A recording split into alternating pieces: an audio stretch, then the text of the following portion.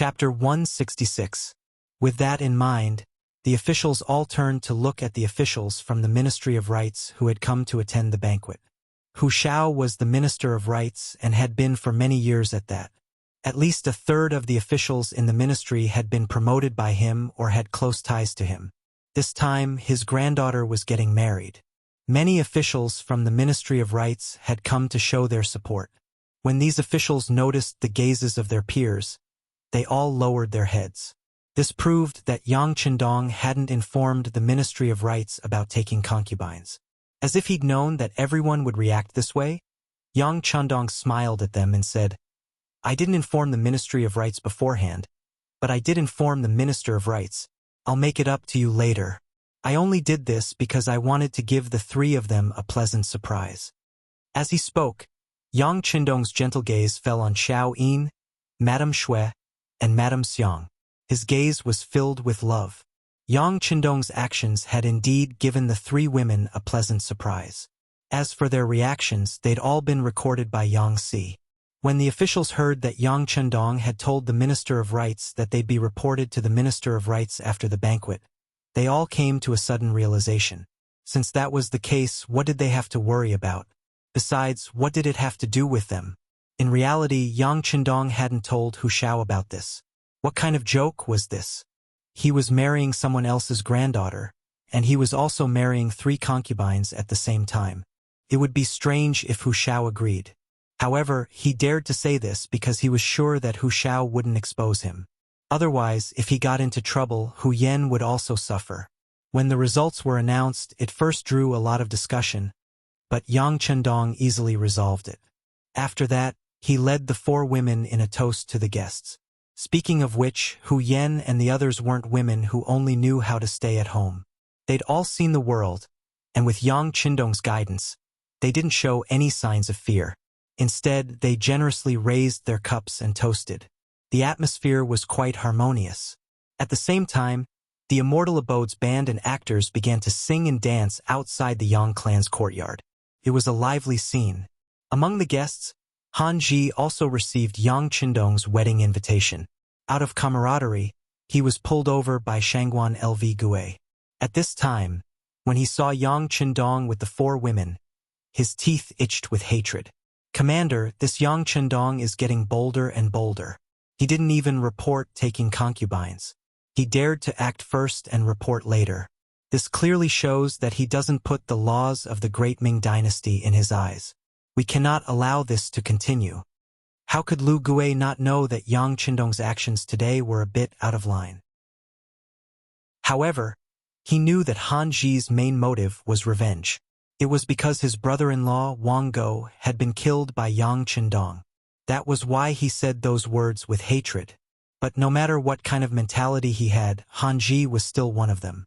If a superior wanted his subordinates to listen to his orders, he had to empathize with his subordinates. Thus, he nodded and said, "All right, we'll discuss it when we get back. We'll teach him a lesson." "Thank you, Commander, for your help." When Han Ji heard that LV Gue was finally ready to make a move, he couldn't help but be overjoyed. He quickly raised his arms and used Yang Qindong's wedding wine to toast LV Gue. The funny thing was that he was also scheming against Yang Qindong. All banquets must come to an end. Although the programs were endless, the guests still left one by one when the sky was almost dark. Among them, there was someone who didn't want to leave. That was the second brother, Yang Rang. At noon, Yang Qindong toasted each table. He had more or less spoken to the guests, but he acted as if he didn't see his second brother. Not only that, even his sisters-in-law treated him like heir. The facts had already shown that Yang Qindong was very angry with him. Since he had come today, he naturally wanted to use this opportunity to perform well and strive to turn hostility into friendship. "Second brother, let's go.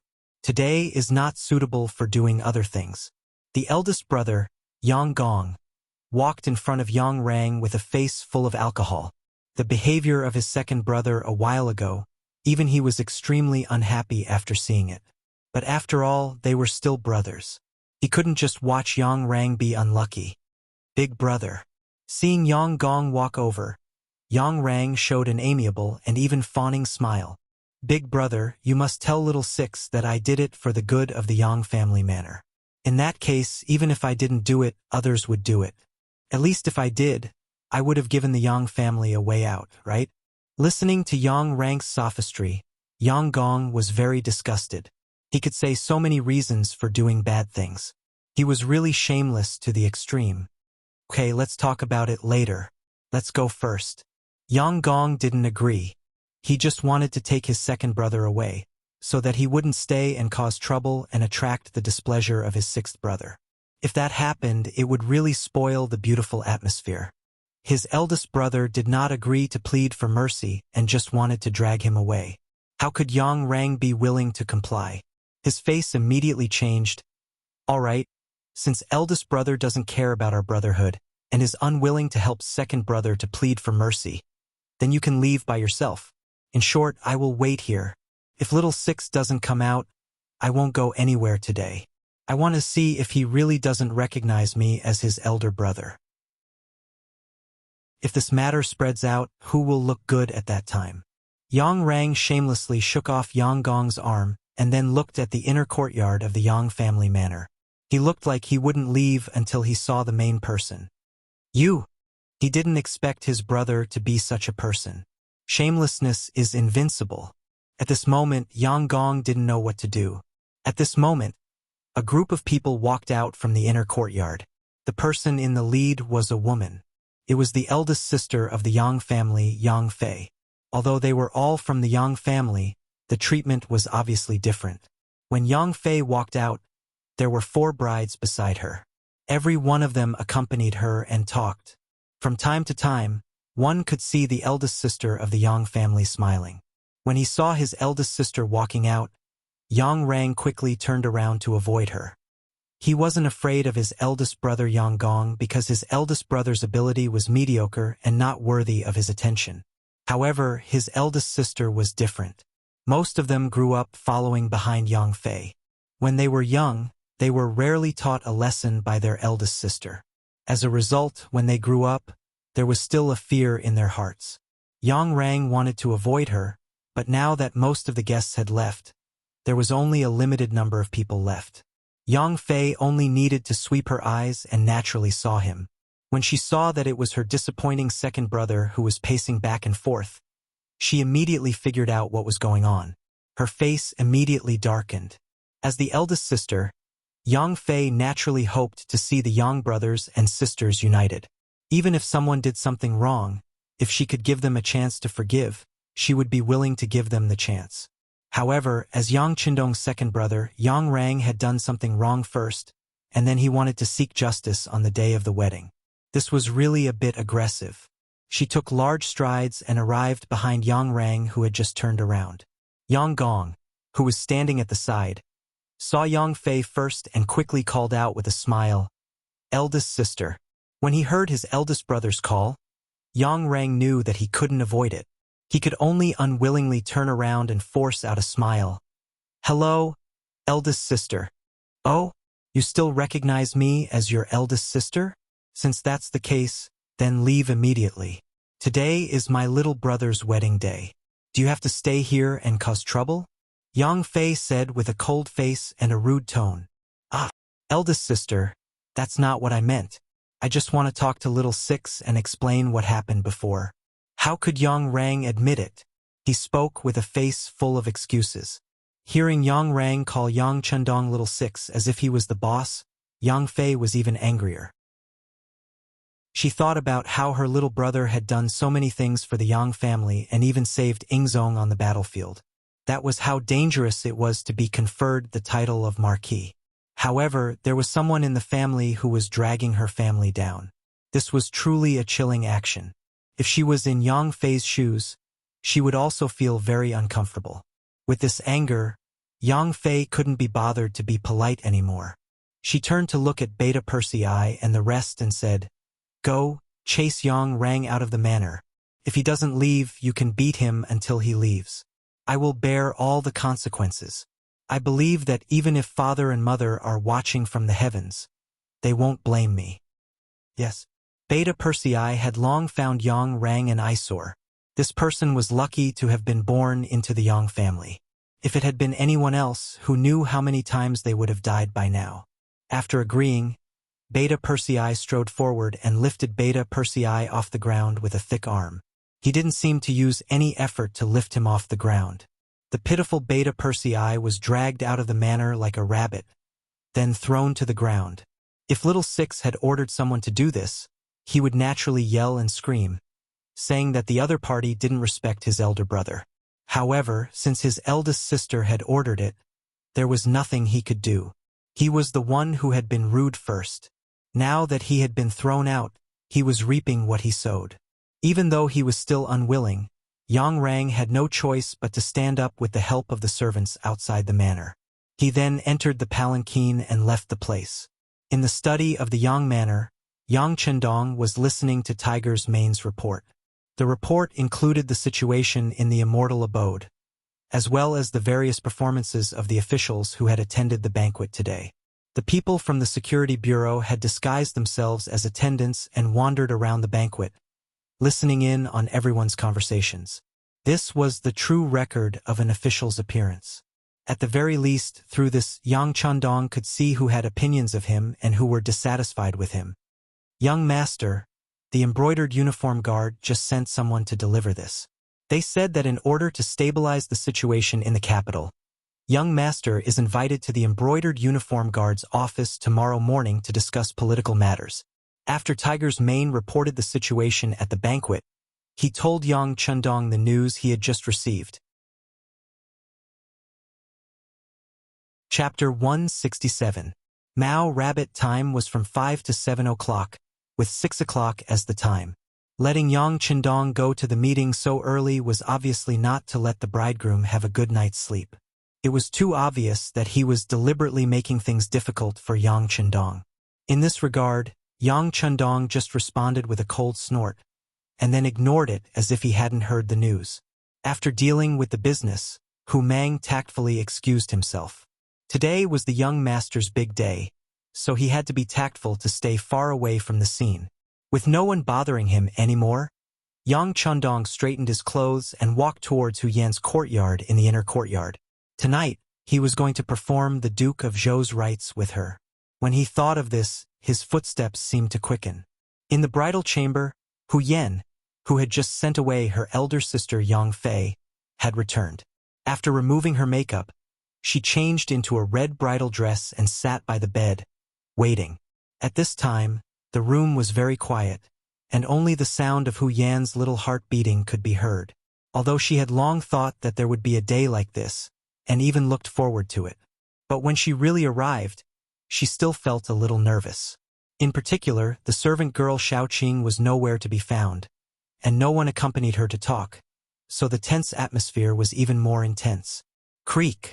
The door was pushed open from the outside. Out of instinct, Hu Yan blurted out, "Is it Xiaoqing?" "What? You don't like Lu Lang, but Xiaoqing?" With a man's magnetic voice, Yang Chendong, who had changed into a loose red robe, stepped in. Seeing that it was Yang Chendong, Hu Yan's heart beat faster. No. What do you mean by no? Do you like Lu Lang more or Xiaoqing more?" Yang Chendong knew that she was nervous, but he still teased her, which was also a way to relieve her tension. I like Lu Lang more." At this time, Hu Yan's voice was very low. If it weren't for Yang Chendong's good hearing, he probably wouldn't have heard what she was saying. After saying this, she had lowered her head. He didn't need to look to know how red her face was right now. Ha ha ha. After seeing the answer he was satisfied with, Yang Chendong strode forward, picked up Hu Yan, and put her on the bed. At the same time, he waved his sleeve, and all the red candles in the room were extinguished. "I like Yener too." After a short sentence, a series of rustling sounds could be heard, and then, the moon, which was originally hanging in the sky, was now nowhere to be seen. Soon, the entire courtyard was filled with extravagant sounds, 10,000 words omitted. Happy time always passed quickly, and the sky slowly brightened. At the embroidered uniform guard's office, seeing that the time had passed and Yang Chendong still hadn't arrived, Hanji acted as if he had won the lottery. He quickly went to LV Gue, who was sitting there with his eyes closed. "Commander, he didn't come. It seems like he doesn't take your words seriously at all." LV Gue didn't even open his eyes after hearing this. No one knew what he was thinking. His eyeballs kept rolling. According to Han Ji's understanding of LV Gue, he was really angry at this time. It seemed that Yang Chendong wouldn't have a good time. That was the truth. LV Gue still didn't open his eyes, but the words he said made Han Ji feel very relieved. Yang Chendong didn't listen to your orders. Suspend his duties first and spread this decision to all the embroidered uniform guards. Suspension for not attending the meeting. This was LV Gue's trap for Yang Chendong. Or it could be said that he had already planned this, so when he said this, he didn't hesitate at all. Yes. Han Ji was waiting for this sentence. After he agreed, he turned around and left. He was eager to spread the news and let all the embroidered uniform guards know. In the future, he would like to see how arrogant Marquis would be in the future. The embroidered uniform guards and the East faction guards had always been the focus of the Security Bureau. If there was a situation here, it would be sent to the Yang family village and sent to the Director Tiger's man. As for when to show it to the young master, it was up to the director to decide whether the situation was serious or not. After tossing and turning for half the night, Hu Yen fell asleep tired. She vaguely felt that someone was moving beside her. In her mind, she suddenly thought that she was no longer the young lady of the Hu family, but the daughter-in-law of the Yang family. She immediately struggled to get up. "Well, baby, sleep a little more. A woman must have enough sleep. Also, there are not so many rules here." Yang Chendong's voice came to her ear. Then she felt a heat on her forehead, and their lips came in close contact. After kissing Hu Yan's forehead, Yang Chendong walked out of the bedroom with a face full of energy. After going out, he saw that Shaoqing had already prepared the water and was waiting to serve Hu Yan. He smiled and said, "Don't disturb Yenner first. Let her sleep a little longer. Also, inform the cook, show her, to immediately make a fresh, nutritious breakfast and send it over when the young lady wakes up." Hearing that Yang Chendong was so concerned about her young lady, Shaoqing's face was full of joy and she quickly agreed. Yang Chendong strode out of the inner courtyard. From afar, he saw Hu Mang waiting for him with a serious expression on his face. Seeing that Hu Mang's brows were almost knitted together, Yang Chendong approached him and asked, "What's wrong? Did something happen?" "Young master, there's a small matter. The embroidered uniform guards just sent a message saying that you didn't come to the meeting. Lu Gue and the others suspended your position in the embroidered uniform guards." Tiger's man's voice became heavier as he spoke. Obviously, he had a lot of opinions about this matter. Someone dared to make trouble for the young master. With his character, it was best to kill and teach them a good lesson. Suspended? That's fine. Since it's like this young master can have a good rest as a newlywed. Yang Chendong didn't care after hearing this. It was just a position in the embroidered uniform guards. He really didn't care about it. Moreover, something big was about to happen. Lu Gui's actions were just smashing his own foot with a rock. "Let's go for a jog." Not taking this information seriously, Yang Chendong smiled at Tiger's man and started his morning jog. Tiger's man was happy that the young master's mood wasn't affected by this. He was worried that the young master would be angered, but now it seemed that he worried too much. The young master's mind was as broad as the sea. The news that the valiant Marquis Yang Chendong's position in the embroidered uniform guards was suspended spread like a gust of wind to the ears of all the officials in the capital. Some of the older officials who believed that they had seen and experienced many things couldn't help but sigh. As expected, an official couldn't be too high profile. Just look at the commotion yesterday. Everyone in the capital knew about it. Wasn't he about to suffer retribution soon? Using this matter, Hu knew how many people called the younger generation of their families to teach them to endure silently, learn the way of the mean, and not stand out too much. As the main character of this matter, Yang Chendong wasn't as depressed as everyone thought. On the contrary, he was leading the 4 girls, plus 7th sister Yang duo, out of the Yang family manor, heading straight for a place not far away that the common people called Chicken Crow Mountain. Yang Chendong wanted to bring the 5 beauties to the barbecue. For this reason, he had each shower prepare a lot of ingredients. Tiger's Man, Beta Persei, V's first guard, and 3 squads of Cold Front members accompanied them. Everyone left the manor. It was currently autumn. The maple leaves on the mountain were golden yellow, and the scenery along the way was indescribably beautiful. The 4 girls couldn't stop shouting. Women in ancient times rarely had the opportunity to go out like this. Even if they went out, they were often very strict and weren't allowed to casually look around. How was it like being with Yang Chundong, where they could do whatever they wanted? In the spacious and comfortable carriage, lying down wasn't a problem at all. Every time they saw beautiful scenery, they would take out their only camera to record the beauty. Because of this, the caravan also stopped and traveled.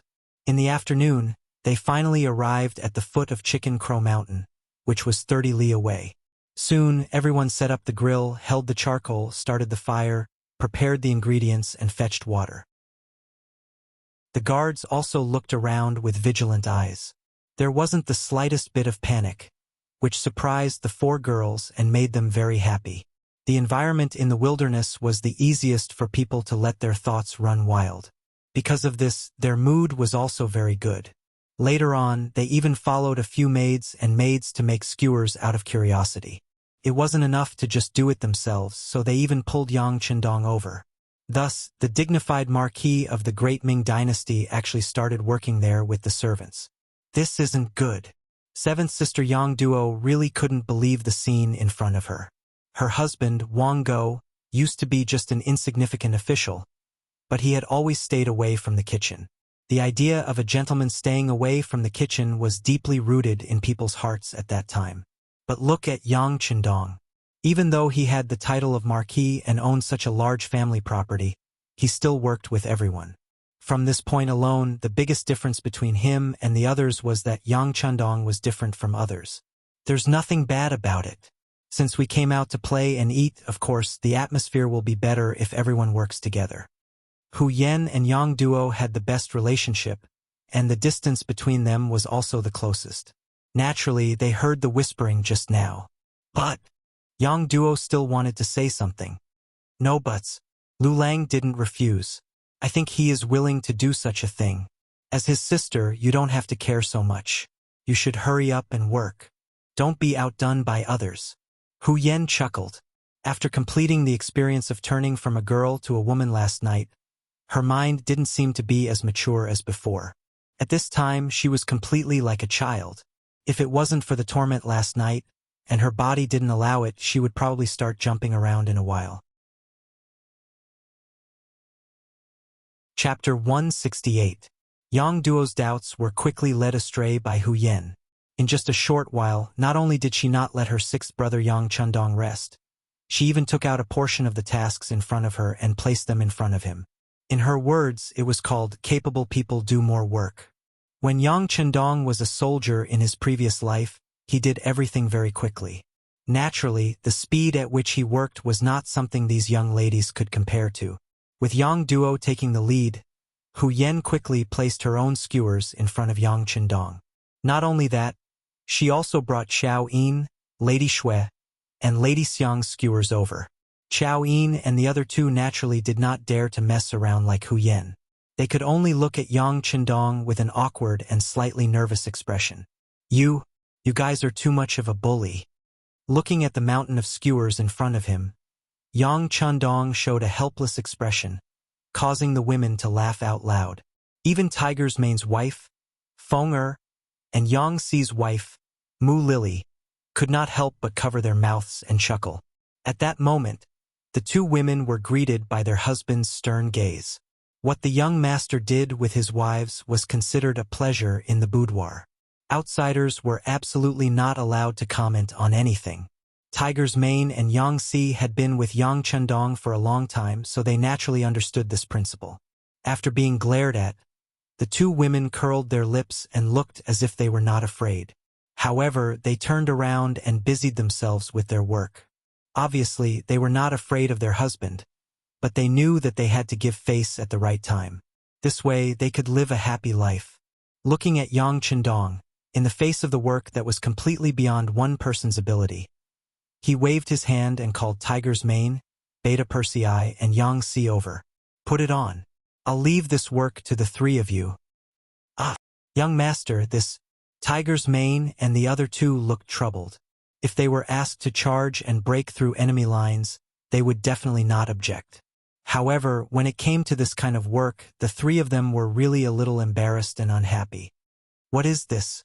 The young master asked you to do something, and you're still making excuses? Let me tell you, this job is going to be done by the three of you. You have to finish it. Also, spread the news to Crimson City. Let them train a female army. The number doesn't need to be too big. Just about 200 people will be enough. In the future, it's better to let them protect Madam. Also, it's better to let them do the delicate work. Yang Chendong sighed. He didn't want a group of men to protect his women. It would be inconvenient. It was better to prepare and train some female soldiers in advance. That's a good idea. A good idea. I've long heard from Xiao Feng that there are many girls in Crimson City who want to become soldiers, but other than entering the propaganda team, there doesn't seem to be a better opportunity. Now that we have a female army, the problem will be solved. Beta Persei laughed foolishly. Oh, what problem has been solved? Is it your marriage? Tiger's Mane laughed after hearing this.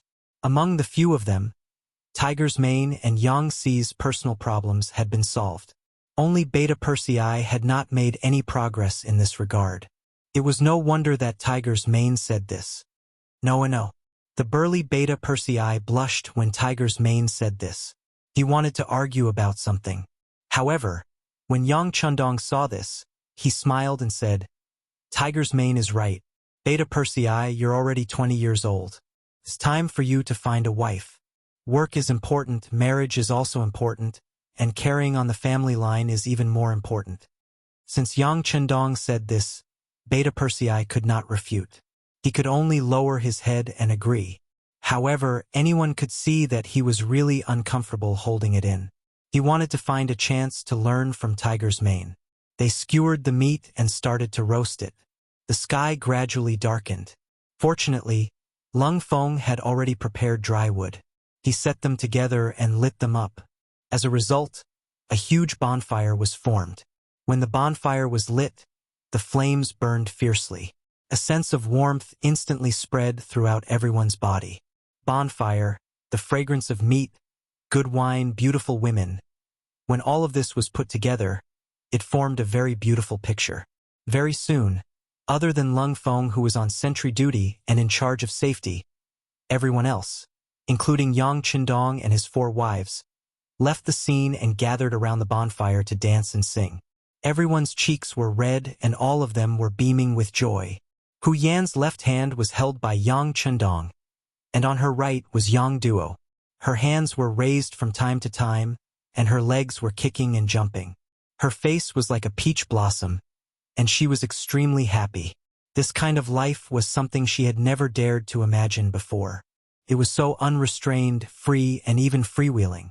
And it seemed that her future life could be accompanied by this. How could it not make people yearn for it and feel relaxed and happy? They did not know how long they had been dancing and singing. They drank a lot of wine, and under Dong Shuai's intentional or unintentional actions, Hu Yan was a little drunk. It was already very late. When everyone was tired, Hu Yan felt her body being lifted into the air. She was carried onto Yang Chendong's back and they entered a spacious and sturdy tent that had already been set up. Hu Yan knew that beautiful things like last night would happen again. Just when she was feeling shy, Yang Chendong had gone out and walked in again. This time, he was holding Chao Yin in his arms. Ah! The sudden appearance of another woman made Hu Yan feel a burst of shyness and surprise. The joy of a boudoir was certainly something that people yearned for, but why did he bring another person out? Before Hu Yan could figure it out, Lady Shui and Lady Xiang were also carried into the tent by Yang Chendong. The other 3 women had already seen this kind of thing. They slept together, so of course they knew what Dong Shuai was going to do.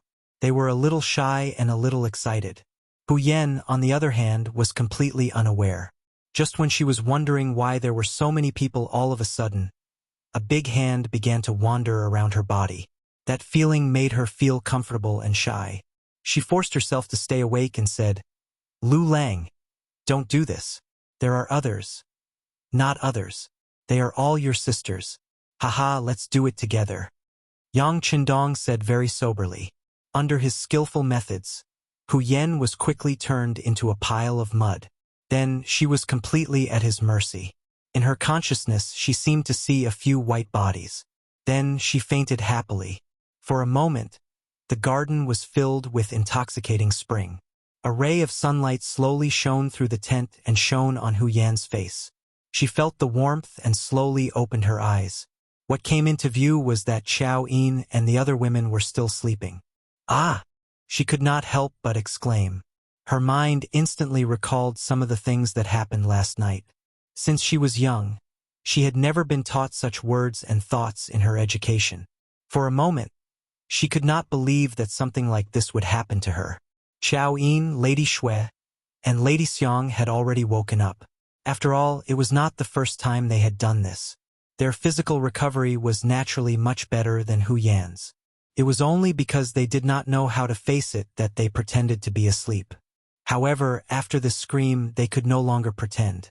They opened their eyes one by one and saw Hu Yan's tears flowing down the corners of her eyes. Hu Yan's crying made the other three women panic. They quickly came forward to comfort her and took the blame, saying that it was all their fault. No, you are not wrong. It's all his fault. I can't accept this. Hu Yan didn't want to be estranged from her sisters as soon as she came here. Although she was the official wife, she had never thought about how to rely on such an identity to bully others. Please don't blame Sir. I'm sure Big Sister doesn't know that Sir is especially good in that aspect. None of us can satisfy him. Xiao Yin hated it when people talked bad about Yang Qindong. Even if the person who spoke was Hu Yan, she was still unhappy. Yes, second sister is right. Sir is indeed very good in that aspect. It's not something we can handle alone. Lady Shui hurriedly said to Xiao Yin. Sir is working hard outside for our happiness. There are many things he needs to consider. We are just serving him. If we can't satisfy him in this aspect, then aren't we too useless? Among the women, Lady Xiang, who became Yang Qindong's woman one step ahead of Hu Yan, also expressed her attitude. They did not know when it started, or maybe it was yesterday, but they had automatically made a list. Hu Yan was Yang Qindong's first wife, so she was naturally the eldest sister. Xiao Yin had been with Yang Qindong the longest, so she was naturally the second sister. Lady Shui was the third sister, and Lady Xiang was the fourth sister. As for whether there would be a fifth sister after that, it was already set in stone. Xiao Yin had said that there was a girl named Luan Xiaoyu in their hometown who also liked Yang Qindong very much. Yang Qindong also liked her, but because she was too young, they still had to wait. If there was a fifth sister, then who knew if there would be a sixth sister and a seventh sister? However, seeing that Yang Qindong was so young and had such a big family business, it was not surprising that there would be sisters joining him. Hu Yan didn't expect that she would immediately be met with the common resistance of her three younger sisters when she said Yang Qindong's fault in a fit of pique. She quickly changed her words and said, I don't mean to blame him. It's because things came too suddenly and I can't accept it, so it's normal that you can't accept it. I don't blame Big Sister for having such thoughts. However, from now on, we sisters will not forgive anyone who says anything bad about Sir. Especially Big Sister. You must set an example for us. Xiao Yin said this with a rare serious expression. In her heart, Yang Qindong was the sky, the earth, and her everything. Chapter 169. Oh, I got it. Hu Yan, who had clearly suffered a loss, was now like a child who had done something wrong. She lowered her head and pursed her lips. However, it had to be said that after such a conversation, she had diluted the matter of sleeping together. She, who had been persuaded, had also begun to consider Yang Qindong. At the foot of Chicken Crow Mountain, Yang Qindong had just returned from his morning run when he was stopped by seventh sister, Yang Duo. What's the matter, seventh sister? Did someone bully you? Yang Qindong pretended to be angry when he saw the anger in Yang Duo's eyes. Her eyes weren't eyes, and her nose wasn't nose. But in reality, he knew very well what seventh sister was here for and what she wanted to say. Sixth brother, aren't you going too far? I heard that last night you… What happened last night? Did seventh sister not rest well? So, go back and have a good rest now. If you want to go back to the Yang family village, I can send someone to send you back now. As for other things, let's not talk about them. Yang Chendong saw that the other party was bluntly talking about what happened last night and seemed to want to interfere in his family matters. Yang Chendong used words to block her. In the end, he still had to rely on himself to live his own life. As for other people's opinions, it was just a one-sided opinion and did not represent anything. Perhaps Yang Chendong was very easy to talk to when it did not involve matters of principle. However, when it came to some matters, his words carried enormous weight. Once he made a decision, he would not change it. Yang Chendong's tone suddenly became a little stiff. Yang Duo could not accept it for a moment. This, sixth brother, you've changed? It's not that I've changed. It's just that seventh sister has never seriously understood me. Yang Chendong shook his head and looked at Yang Duo very seriously. They were family and had a blood relationship, so he would not watch anyone bully his seventh sister. However, this was not a reason for the other party to interfere in his life. With just one sentence, Yang Duo suddenly became speechless. Yes, she really did not understand Yang Chendong. Ever since her youngest brother had appeared in the capital, she had always been surprised by his appearance. Some matters seemed reckless, but they ended with a cause and effect. Some matters seemed unsolvable, but as long as sixth brother made a move, he would always be able to grasp the crux of the matter and solve it in one step. As a woman, she was only judging from her own point of view. But was her point of view really correct? Even Hu Yen, as the mistress of the house, did not express any doubts. What reason and authority did he have to say anything? I'm sorry, sixth brother. I'm thinking too much. I think I should go back to the tent and have a good rest. Yang Duo suddenly felt that her behavior was a bit reckless. For a moment, she wanted to find a quiet place to think about it. After saying this, Yang Duo turned around and left. This time, Yang Chendong didn't stop him. He knew that there were some things that he had to figure out himself. Seventh sister, who had already experienced a failed marriage, was most afraid of being hurt in this aspect. Speaking of which, she reminded her out of kindness. However, Yang Duo forgot one thing. Yang Chendong was not Wang Go. After Yang Duo left, Yang Chendong strode back into the tent. After what had happened to seventh sister, he was even prepared to be scolded by Hu Yen. This was his woman and he should love her. No matter what Hu Yen said, he was prepared to not talk back. When he entered the tent, Xiao Yin and the other two girls had already left. Only the maid Xiao Qing was there to dress Hu Yen. When she saw Yang Chendong enter, Xiao Qing quickly bowed and said, "Master, and how about this? You can leave for a moment. I have something to discuss with Madam."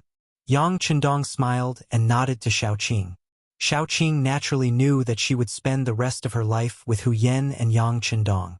How could she dare to refuse such a small request? She agreed and immediately left. When only the two of them were left in the tent, Hu Yen lowered her head with a blush. Hu Yen was shy. After all, she and her three sisters served Yang Chendong last night. It was a shameful thing. She couldn't adapt for a while and couldn't face it. However, when Yang Chendong saw this scene, he thought that she was angry at him. He hurriedly squatted down and said, "Yener, it's my fault. I didn't consider your feelings. I was too agitated, so…" "No!" His mouth was suddenly blocked by Hu Yan's small hand. "Lulang, don't say that. As your wife, I didn't consider your feelings. Last night I was willing." The more she spoke, the lower her head. In the end, her head was about to plunge into Yang Chendong's arms. He didn't expect such a result. For a moment, Yang Chendong was overjoyed. "Really? Yener, you're the best. I love you so much." In ancient times, the word love was not so easily spoken. Even when husband and wife spoke words of love, they rarely used the word love. However, when Yang Chendong said the word love, Hu Yen was overjoyed. She felt that she had made the right decision by listening to Chao Yin and the others. In her happiness, she said happily, "Lu Lang, I didn't understand you before. You were too tired. As your wife, as long as you're happy, you can do whatever you want in the future." Haha. Yang Chundong had already thought it through. It must be Chao Yin and the others who did Hu Yan's work that resulted in such a delicious result. He was instantly even more satisfied with Chao Yin and the others. Originally, he had to spend a lot of effort to persuade them. Unexpectedly, he didn't need to say anything and the matter was resolved. Although he didn't have complete power and had the final say, he had basically controlled the situation. Out of the 6 ministries, 2 of the ministers had been replaced by his favored candidates. Minister of Revenue Jin Lian and Minister of War Yi Ming.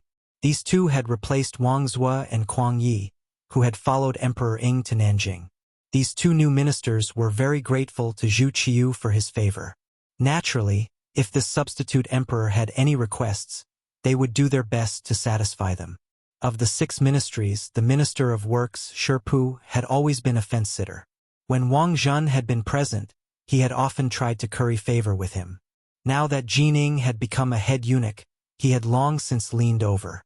In this way, he could also be considered a member of the substitute emperor's faction. Out of the 6 divisions, 3 of them were on her side. Zhu Qiyu felt even more satisfied. Zhu Qiyu had come to court in a happy mood, intending to show off his skills and compete with Zhu Qizhen in governing the country. However, all of this ambition was shattered when a messenger ran into the imperial court to deliver an urgent military report.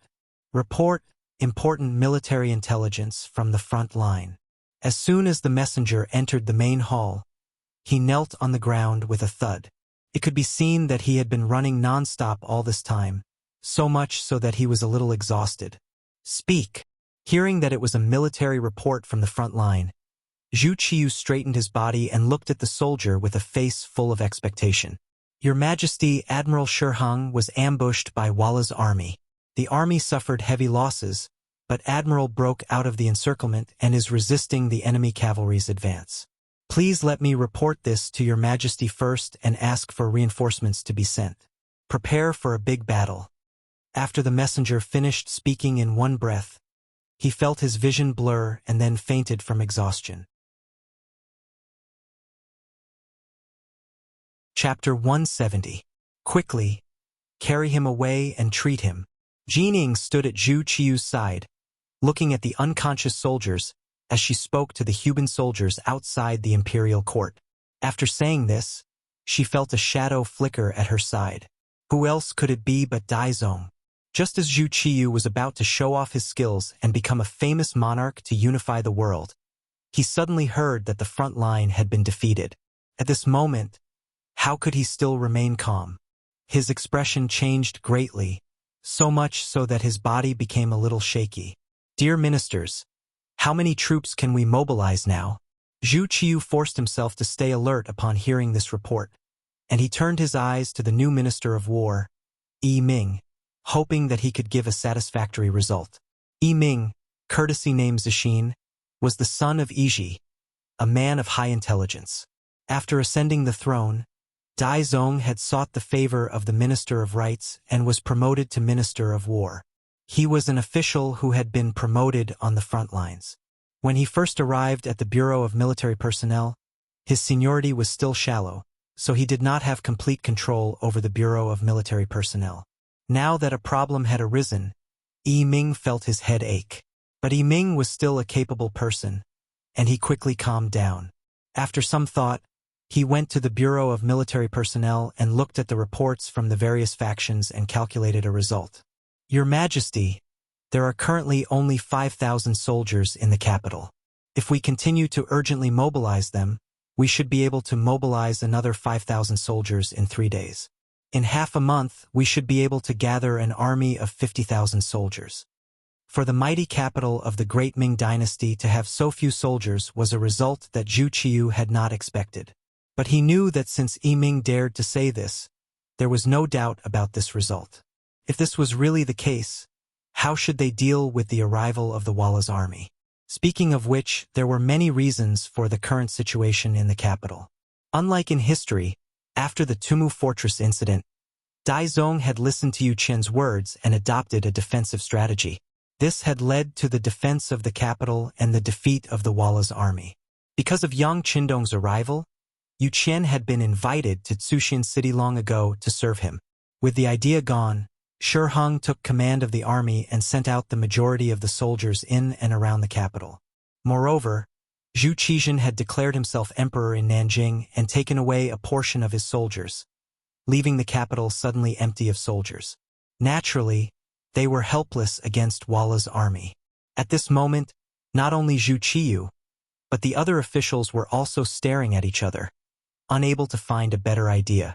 As the saying goes, even the cleverest housewife cannot cook without rice. Without sufficient military strength, how can one fight a war? Can one rely on words? If they could win with their mouths, there would be no need for the country to support a large number of troops. Among the ministers, Su Yozhen's eyes kept darting around. Relying on his relationship with Yang Qindong, he was promoted again. He was no longer a part of the imperial censor, but went to Taichung Temple to become a Shaoqing. He was in charge of the country's sacrificial ceremonies and was a fourth-grade official. The reason why he was promoted so quickly was naturally because Yang Qindong had helped him with a lot of money. It was also because the original Shaoqing of Taichung Temple, Huang Yangjing, went to Nanjing with Ingzong, so there was a vacancy. As a fourth-grade official, Su Yozhen already had a stage to display his ambitions. At this moment, when he saw the emperor and the other ministers' difficult expressions, he really wanted to stand up and propose to move the capital to the south. After all, a gentleman would not stand under a dangerous wall. In fact, in history, Su Yozhen was the main official who proposed this idea. But now, this idea just flashed in his mind. It was not for anything else, but because Ingzong had already gone to Nanjing. At this time, what would they mean by going there? It was likely that an internal conflict would be inevitable. And Zhu Qiyu, who was leading the defeated army, really did not know what the chances of winning were. Unable to bring up the matter of moving the capital to the south, Su Yozhen's eyes darted around as he thought of another feasible idea. At this moment, when the other ministers were still thinking about what to do, he had already taken out his ceremonial tablet. He stepped forward and said, "I have something to report." Minister Su, quickly say it. Seeing that everyone had no idea, but one minister still had a suggestion, Zhu Qiyu suddenly had a feeling of hope. "Your Majesty, the army at the front has suddenly lost, and the capital is in danger. At this time, the first thing to do is to mobilize the troops near the capital to save the emperor. The second thing to do is to choose a general who can lead the army to block the enemy outside the city wall. This will ensure the stability of the great Ming dynasty." That's right, mobilizing the troops after choosing the general before. Zhu Qiyu felt that it was very reasonable. He immediately said to the Minister of War, Yi Ming, "Minister Yi, you can send a letter to mobilize the troops near the capital to protect the capital." "Yes, Your Majesty," Yi Ming replied and then left the court with his ceremonial tablet. "Good, now everyone who can lead the army to fight against the Walla army." Zhu Qiyu's eyes swept across the ministers in the court. The desire in his eyes was very obvious. However, when he asked this question, the entire court fell silent. First, the Tumu Fort's army of 500,000 suffered a crushing defeat, and then General Shi Heng's army of 150,000 was also defeated. Right now, there were only a few thousand men left in the imperial court. Even if they waited for 3 days, their military strength would still be no more than 10,000. How could they resist the elite Walla cavalry? The Walla cavalry could defeat the great Ming army again and again. At this moment, the ministers' faces changed at the mention of this tiger. The crowd of officials didn't speak. This made Zhu Qiyu extremely anxious. What's wrong? Our magnificent great Ming dynasty actually has a great general who can command the 3 armies? Valuing the civil and despising the military had always been the basic national policy of the Ming dynasty. In fact, it was not only the Ming dynasty.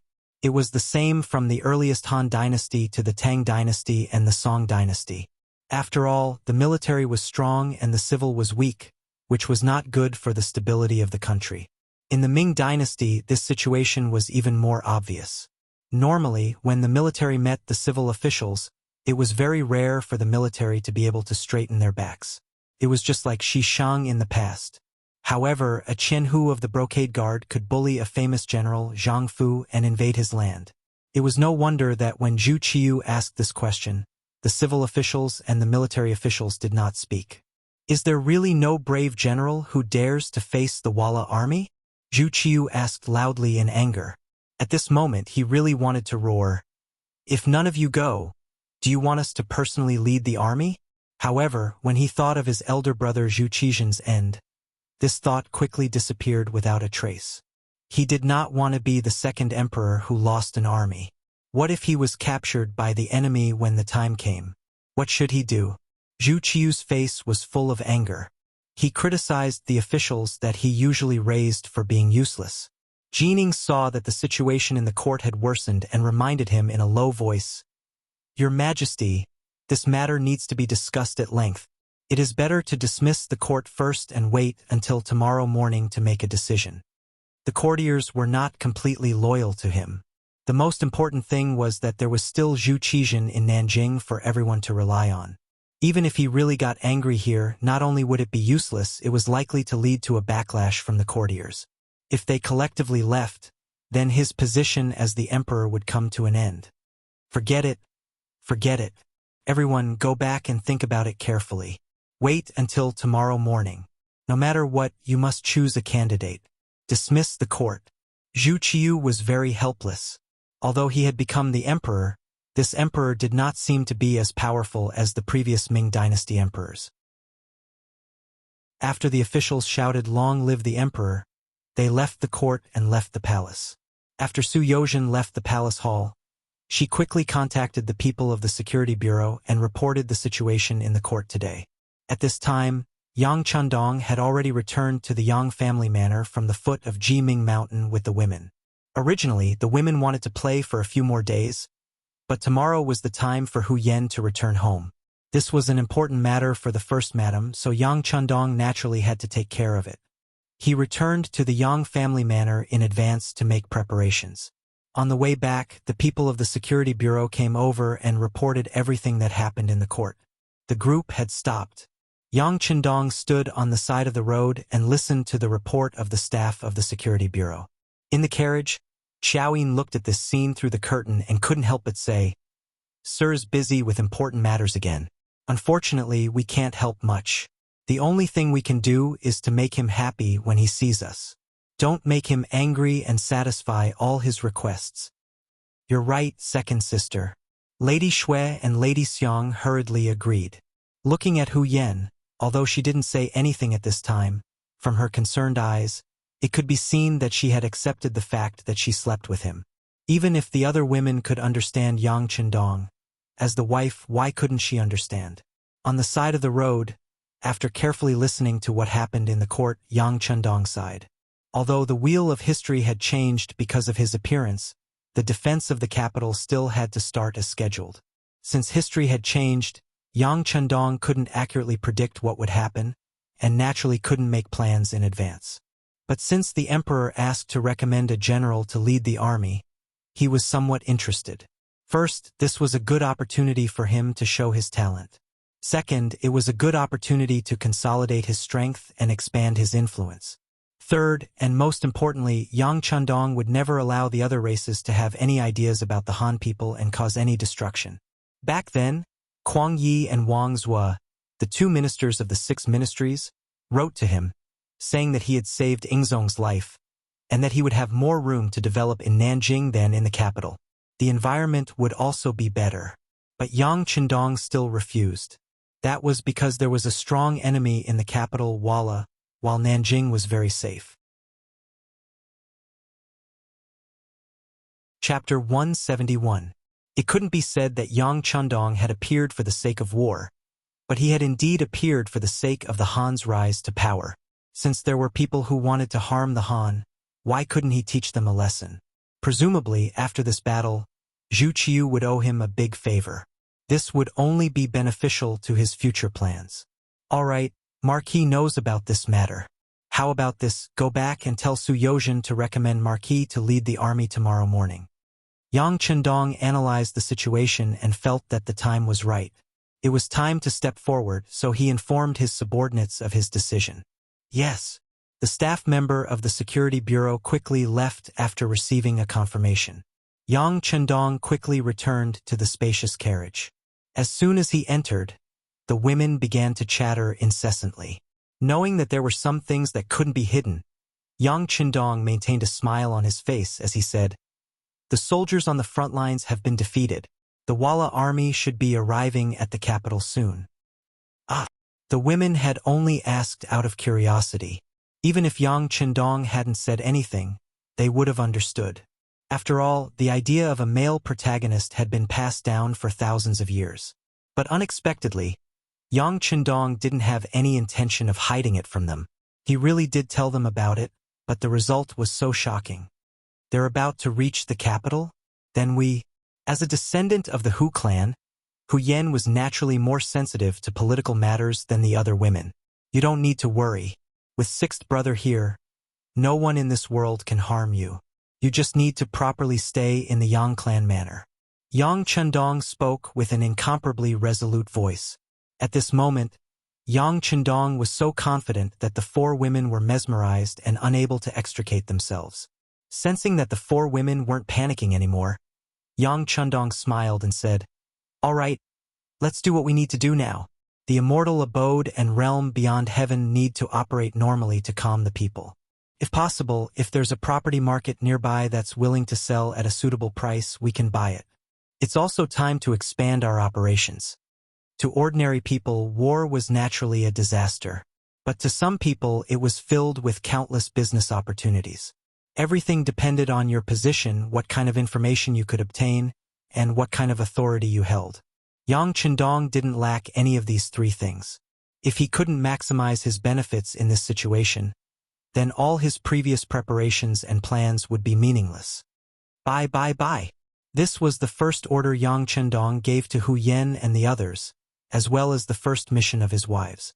For the sake of making the best of the situation, a total of 5 million taels of silver had been moved out of the cellar of the Yang clan manor. This was all prepared by Yang Chendong before the construction of the Ethwood fortress. It was all for the sake of dealing with the current situation. Tell Ling Song to pick up the pace. Be more daring. We have to reach the capital within 5 days. Yang Chendong looked at Lung Feng and his brothers, who were carrying so much silver that their hands were about to go limp. Even though he was giving orders to Tiger's Mane, he was thinking of another problem. If moving silver was so troublesome, it seemed like it was time to consider the issue of banknotes.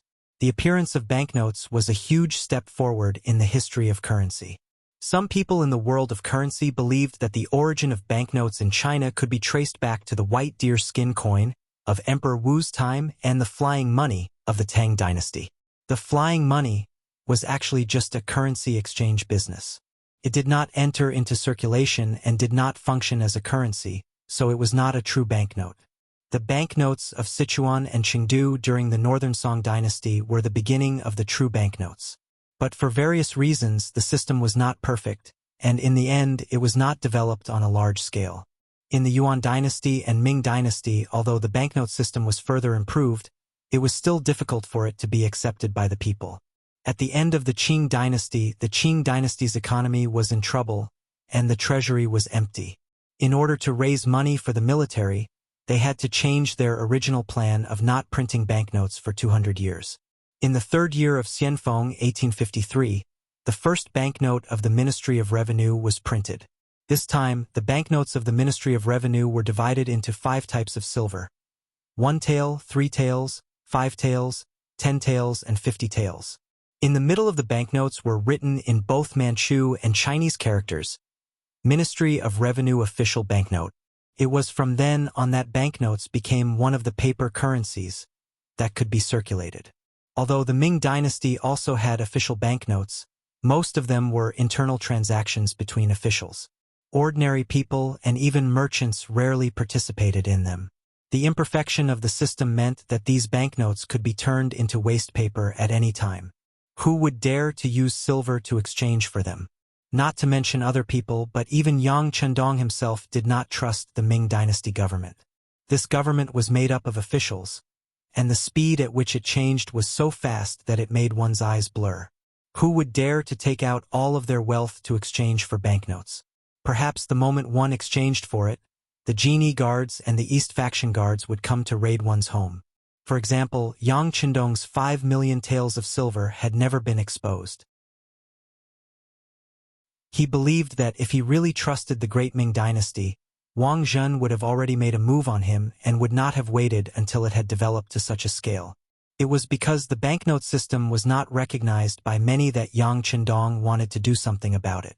In his later life, he had seen the power of the state-owned banks, so he could naturally see the huge benefits involved.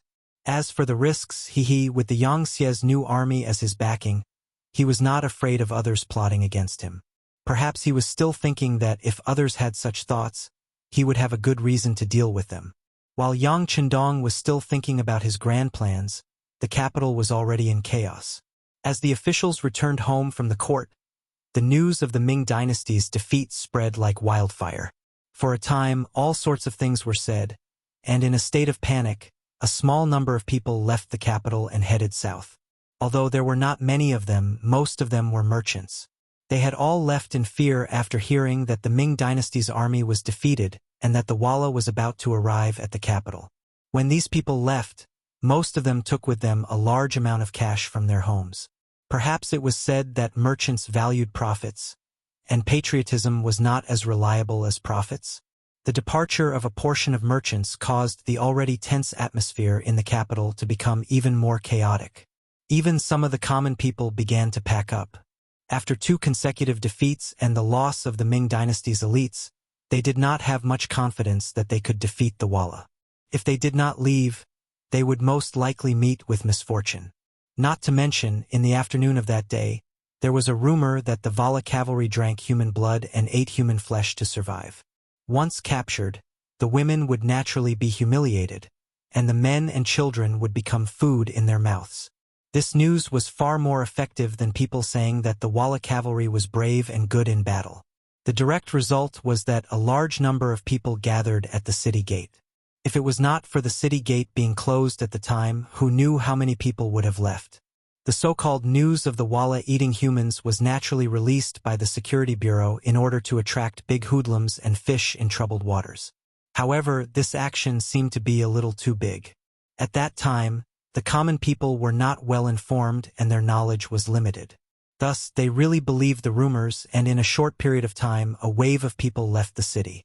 The situation at the city gate quickly spread to the palace and into the ears of the acting patriarch Zhu Qiu. When he heard that his people were so panicked, the new emperor was scared out of his wits. If the capital became an empty city, how could it resist the Walla army? Could it be that he, the new emperor, was going to abandon the city and flee? If that was the case, where could he go? Zhu Qizhen of the Ying sect was probably waiting for him to make a fool of himself. Go and find out who spread the rumors. After we catch them, we will cut them into pieces.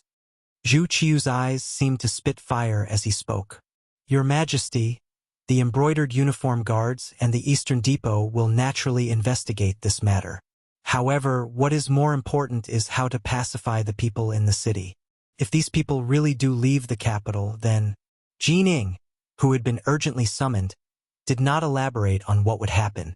But one could imagine that if the capital became empty, the emperor would truly be a loner. In that case, this emperor would have undoubtedly failed. No, we can't let them leave. Beloved subject, do you have a good plan? Zhu Qiu naturally understood the severity of the situation if things continued to develop like this. So he urgently asked Jining if he had any good ideas. Your Majesty, this subject is incompetent and does not have a better plan for now. However, in order to prevent the situation from spiraling out of control, this subject suggests that we temporarily close the city gates and allow only small towns to enter and exit. Moreover, we must conduct inspections and forbid the common people from taking money out of the city. In this way, the family property will naturally remain here and will not leave.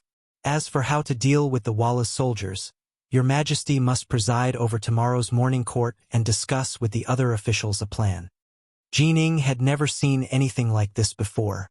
Although he had followed several emperors and seen their ability to govern, this was mostly a power struggle between the emperor and the court officials. This was the first time he had ever seen an army pressing down on the capital. Zhu Qiyu was somewhat panicked, but he felt that Jin Ying's words were somewhat reasonable. He immediately agreed and placed all his hopes on tomorrow's morning court. After a sleepless night, the morning court began as scheduled. At the same time, the main gates of the capital were opened to side gates in the name of preventing Walla spies from sneaking in. Strict inspections were also carried out, and if anyone was found to be leaving the capital with large amounts of money, they would be arrested on the spot for all sorts of unnecessary crimes. Although this method was somewhat forceful, it truly did prevent the common people from leaving the capital. Chapter 172. It was under such a tense atmosphere that Yang Chundong entered the capital from the Yang family manor. It was the day of the return trip. He came to the Hu mansion with his new wife, Hu Yan, to visit his relatives. The inspection for leaving the city was very strict, but for entering the city it was much more relaxed. This point was tantamount to slapping himself in the face, proving how ridiculous the so-called catching spies was. Since Yang Chundong became Marquis, the lineup when he went out had become much larger. It was the same this time. The number of servants and guards alone had reached 30, and there were nearly 100 strong men and maids carrying boxes. From this point of view, Yang Chundong had already violated the rules. According to the law of the Great Ming Dynasty, a marquis could only take 8 attendants at most when he went out, but he had 30 guards. Even if he took more than 100 strong men and maids with him, the team was indeed too large. If it was in normal times, those imperial censors would probably impeach him again. But now the capital was in danger. Who was in the mood to worry about this? Of course, even in peacetime, Yang Chundong would not change what he had decided. He came to create rules, not to follow them. Besides, in order to marry Hu Yan, Yang Chundong had given Hu family at least 2 million things, which had once shocked the capital. But in the end, those were filial gifts from Yang Chundong, but this time Hu Yan was filial to her parents. The meaning was naturally different. Of course, Hu Yan would feel proud and happy that so many good things were given to her family. But after all, she was already a member of the Yang family. Out of consideration for her husband, she still said the words of refusal. In this regard, Yang Chundong reached out to scratch her nose and said with a smile, "Silly girl, you are my woman now, so what if I give you some things? Besides, your 6th son has nothing but a lot of money.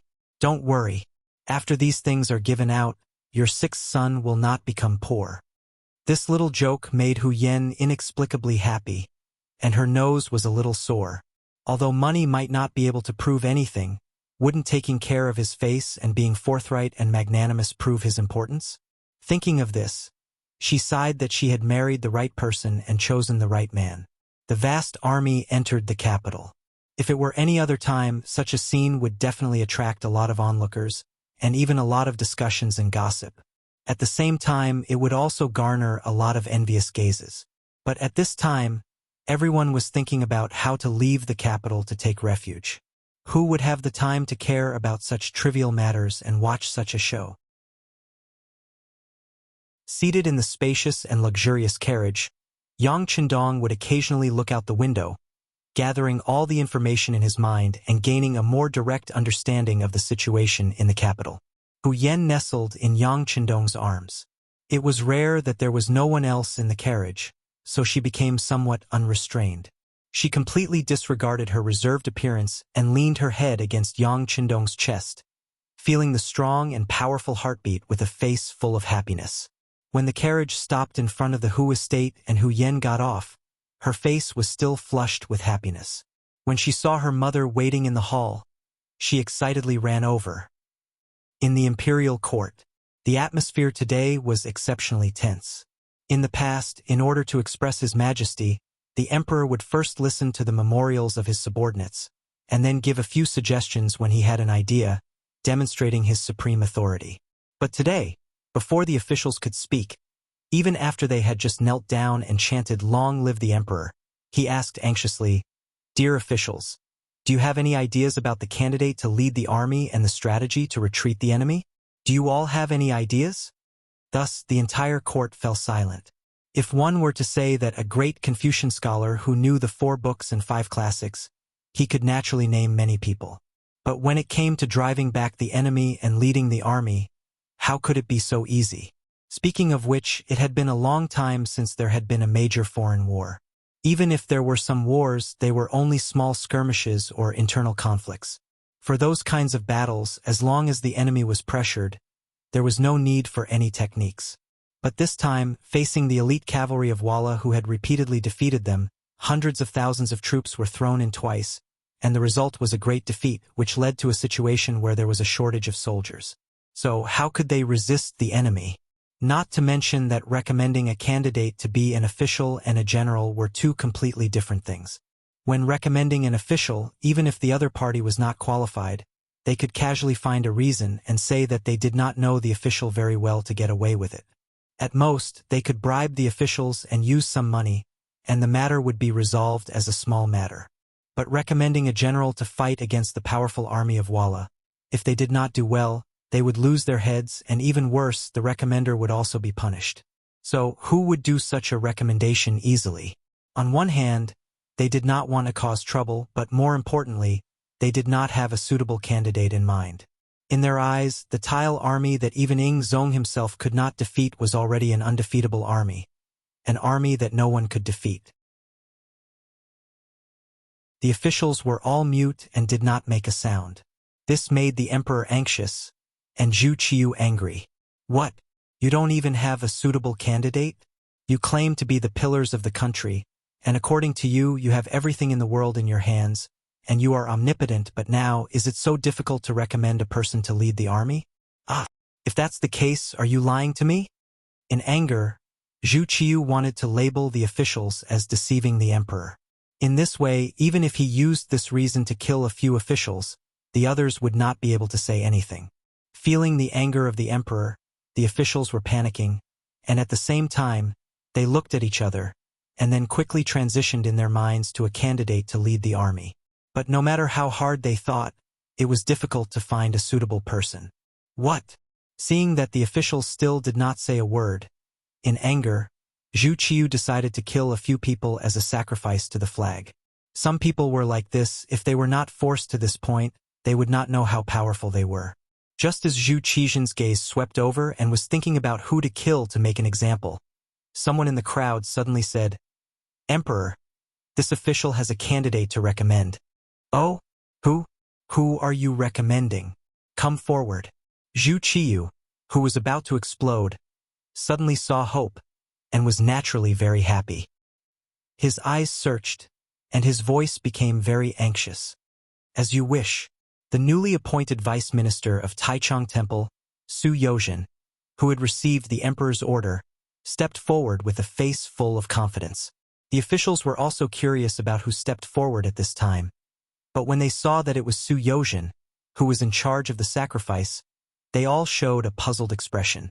This person used to be an imperial censor, although he had impeached some people and had a slight reputation, but in the end, he was not a ranked official, and it was difficult for him to enter the eyes of others.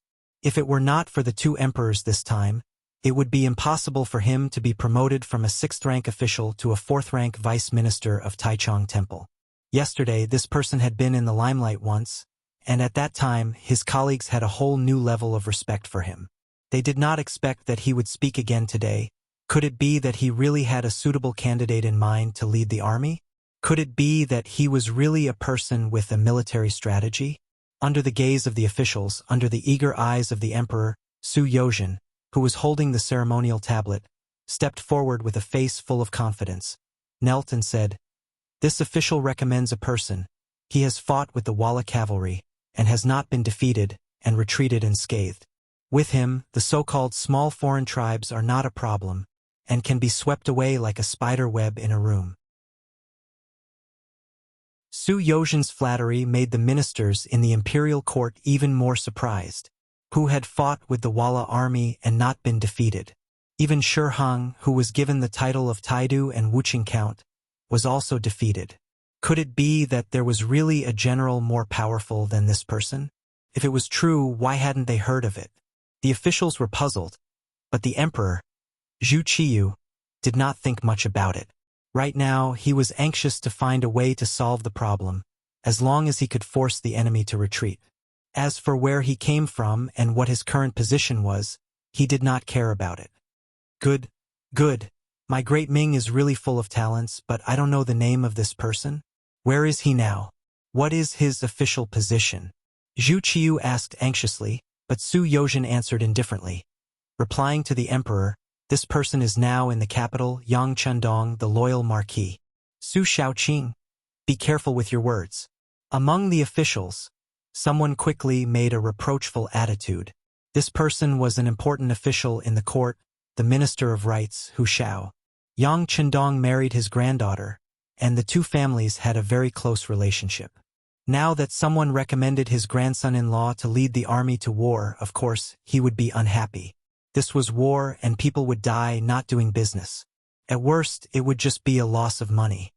That's right, Su Shaoqing, don't be too impatient. This is leading the army to war, a matter of national importance, not a place to settle personal grudges. Hu Zhongning also stood in the court. In order to solve the crisis, Zhu Qiyu had specially ordered all the fifth-rank officials in the capital to come to court. As the imperial guardian of the embroidered uniform guard, he naturally had the qualifications to stand here. He was already Yang Chendong's father-in-law, so he naturally could not ignore his son-in-law's matters. His words directly pointed out that there was a problem with Su Yozhen's motives. In fact, most people in the court remembered that when Su Yozhen was still an imperial censor, he had once impeached Yang Chendong for going to the red light district. After that, although Yang Chendong was unharmed, he was promoted. With this precedent as an example, it was no wonder that Hu Zhongning would think this way and even dare to point it out in front of the court. Su Yozhen, who was being rebuked by both Hu Shao and Hu Zhongning, did not panic in the slightest. On the contrary, he maintained a slight smile and said, "Yes, when this official was an imperial censor, I truly did impeach the loyal marquis, but that was only out of duty, not because of personal grudges. Now, this official is recommending the loyal marquis both out of duty and to repay the emperor's kindness in recognizing my worth. Moreover, this official can take responsibility for his words. If the loyal marquis is unable to stop the enemy outside the capital, this official is willing to take full responsibility."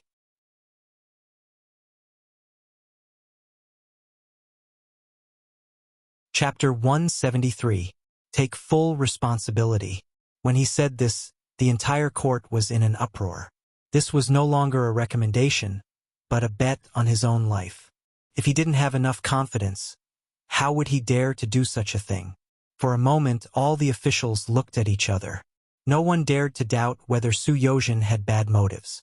After all, if you wanted to harm your enemy or opponent, there were many ways. But he wouldn't choose this kind of responsible statement. Wasn't that taking the initiative to jump into a sinking ship and seeking his own death? Su Yozhen's words made all the officials speechless. There was a feeling of speechlessness and they didn't know what to say. Zhu Qiyu, who saw all of this, was very happy in his heart. Regardless of whether Yang Chendong was suitable to lead the army or not, at least someone had recommended a candidate. This was a good sign. He looked at Su Yozhen with a praising gaze and said, "Good, Minister Su is loyal to the country. Your heart is praiseworthy. But I don't know how you are so sure that the Marquis of Loyalty can take on this heavy responsibility? Your Majesty, please allow this official to report." After receiving Yang Chendong's reply yesterday, he also received a lot of information from the Security Bureau. After sorting it out, he also thought about what to say for half a night. Now that it was time to show off, he immediately boasted in front of Dai Zong and all the officials. From Su Yozhen's mouth, everyone knew that Yang Chendong saved Ding Zong, Kuang Yi, Wang Zhua, and the other 9 officials. Only then did they know that the Marquis of Loyalty didn't rely on luck, but a mercenary army with a high price. They were using the latest firearms, which were not difficult to fire continuously. Moreover, they were extremely accurate. It was because of this army of 100 people that they were able to save the lives of Ingzong and the others in the chaos. This was the reason why they were given the title of Count of Loyalty and Courage. After explaining the situation in detail, Su Yozhen immediately kowtowed to the ground and vowed to Zhu Qizhen. Your Majesty, this official is willing to use my life and the dozens of people in my family as a guarantee. If we can invite the Marquis of Loyalty and the mercenary army, it isn't impossible to withdraw the elite army of the Walla. This official asks for your Majesty's decree. His voice was impassioned and powerful, reverberating throughout the entire palace. Every word and sentence passed into the ears of the emperor and the officials, but at this time no one agreed. It was obvious that everyone was digesting what Su Yozhen had said and the information she had brought to them. Zhu Qiu also didn't immediately make a decision. Su Yozhen's words alone were not enough to determine if Yang Chendong really had such an ability. This was a battle to protect the capital.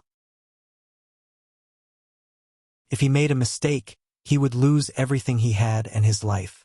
If he lost this battle and the capital fell to the enemy, even if he killed Yang Chendong and Su Yozhen, what use would it be?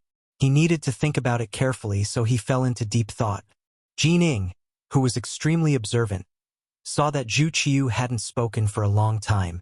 She reminded him in a small voice, Your Majesty, is it possible to withdraw from court first and discuss this matter at court tomorrow morning? Oh, let's end the court session. Zhu Qiu nodded mechanically. Immediately, a drake-like voice rang out, Court dismissed. The Hu estate. Yang Chendong had been sitting in the main hall, accompanied by the chief steward of the Hu estate. When Hu Xiao and Hu Zhongning returned, the three of them greeted each other. Everyone else is dismissed. Hu Xiao glanced at the steward and Tiger's Mane, who had been standing by Yang Chendong's side like a javelin. The steward withdrew. Tiger's Mane also withdrew after receiving a signal from Yang Chendong. When only the three of them were left in the room, Hu Xiao took the initiative to speak. Loyal Marquis, do you know that someone recommended you to lead the army in the battle against the Walla? Hu Xiao asked directly, his sharp gaze piercing straight into Yang Chendong's heart. It was unimaginable that an old man in his 70s had so much experience in dealing with the world and pleasing countless people. Let alone a young man who wasn't even 20 years old. Such a gaze would make even an old official of the same court panic. Even Hu Zhongning, who was seated next to Hu Xiao, felt a wave of pressure wash over him. However, towards this, Yang Chendong was neither anxious nor slow, and his expression was incomparably indifferent. It was as if these words were not directed at him. Thank you for your concern, old master. Chendong is truly guilty. Calling Hu Xiao old master was not a common title at the time. This form of address caused Hu Xiao's expression to freeze. His sharp gaze and stern expression seemed to have faded a lot at this moment. Hu Xiao's aura was no longer overbearing. Yang Chendong spread out his hands and spoke with a sincere expression. Old master, father-in-law has something to ask, so I naturally do not dare to hide it. Su Yozhen's intentions are my intentions. What do you mean? Yang Chendong's reply caused Hu Zhongning's expression to stiffen. He did not quite understand. On the other hand, his father, Hu Xiao, quickly understood everything. His gaze was filled with obvious surprise. Su Yozhen is one of your people? When did this happen? Has she ever impeached you before? She has been one of my people since before the impeachment. Yang Chendong spoke extremely calmly, as if he was talking about something insignificant. There was not the slightest hint of pride. Controlling a rank 4 official of the imperial court was something to be proud of. However, no matter how one looked at it, he did not seem to care at all. It was as if everything was right and proper. This, Hu Zhongning finally understood. Of course, his face was filled with shock. Hu Dan was also shocked by these words. However, he had been in the imperial court for so many years after all. He quickly understood the crux of the matter. He was also incomparably shocked, but he did not show it on his face. Just by looking at his ability to maintain his composure, it was unknown how much better he was than his son. So that's how it is. It seems that this old man has worried too much. But you arranged for Su Yozhen to do this? How confident are you? Hu Shao knew that Yang Chendong was playing a very big game of chess, but he did not know exactly what he was going to do. He only knew that this grandson-in-law of his was filled with confidence. I don't dare to hide it from old master. I am 100% confident. Yang Chendong respectfully replied while inwardly praising Hu Zhao's reaction and judgment. 100%? This answer also startled Hu Shao. His eyes lit up as if he was going to reevaluate Yang Chendong at this moment. Since ancient times, no one had dared to say that they were 100% confident in war. Even if they knew that victory was certain, they would only say that they were 99% confident. This was all because reality was unpredictable and constantly changing. This was especially true when it came to war. Often, if one did not consider everything thoroughly, it could change the entire situation. Who dared to say that they were 100% confident? Yang Chendong was so sure, without the slightest bit of impetuousness. It didn't seem like he was speaking without thinking. Didn't that mean that he really had thought about it long ago and was prepared long ago? But what was he relying on? I heard that you hired an army of 100 people. Those people have firearms that our great Ming dynasty does not have. With them, you were able to successfully rescue Ingzong. Is this true? Hu Shao began to wonder where Yang Chendong's confidence came from. The first thing he asked was what Su Yozhen said. It is true. Yang Chendong replied in a resolute tone. I did hire an army. They also have firearms that are many times more advanced than our great Ming dynasty. With them, they have no problem dealing with the Walla cavalry. But what? Hu Zhongning, who was listening intently, asked anxiously. It's just that the cost of hiring them is too high. Every time they complete a mission, it costs 10,000 taels per person. Moreover, it costs at least 1,000,000 taels per person. In other words, even if you only hire one person, you have to pay 1,000,000 taels of silver to hire them. Sai, it's really a waste of money. Yang Chendong said while shaking his head, indicating that he could not bear the burden. So much. Hu Zhongning was also shocked by the high cost. 100 people cost 1,000,000 taels of silver. Didn't that mean that the money needed to hire 100 people could support an army of a few 100,000 people at the border for a year? Yes, it's that much. Moreover, it's impossible to negotiate the price. This is because I have done business with them before and have some credibility. If it were someone else, I'm afraid that even if they paid, they would not be able to hire them. Yang Chendong lowered his head and let out a long sigh. His expression showed that he could not bear the burden anymore. Admitting that Su Yozhen was one of his people was the sincerity that Yang Chendong showed to the Hu clan. Since they were all relatives, it would not be good to hide some things. If people knew about it in the future, how would they meet each other? But even if they were relatives, there were some things that could be said and some things that could not be said. For example, the mercenary army was originally his own army. He did not need to spend any money at all and they would completely obey his orders. Yang Chendong would not tell Hu Shao about this. Not only that, but he also had to pretend that it was very difficult. Only in this way would the old man speak up for him at the crucial moment. It could also be said that Yang Chendong was willing to say so much to Hu Shao because he wanted to use his mouth to persuade Zhu Qiyu and let him know that only he had the strength to reverse the situation. Only in this way could the other party come to him and he could ask for an exorbitant price. When Yang Chendong did things, he had always done things step by step. Even people like Hu Shao would often inadvertently be used by him. By the time he reacted, he would often not know whether to laugh or cry. At lunchtime, the atmosphere seemed to have returned to normal, but Hu Ming and Hu Zhongning both seemed to have a lot on their minds. Yang Chendong, on the other hand, kept sitting there with a modest smile, which made Hu Yen glare at him fiercely, but then her eyes became incomparably warm. Hu Yen did not know what Yang Chendong said to her grandfather and father, but she was sure of one thing, and that was that he would definitely not harm her family.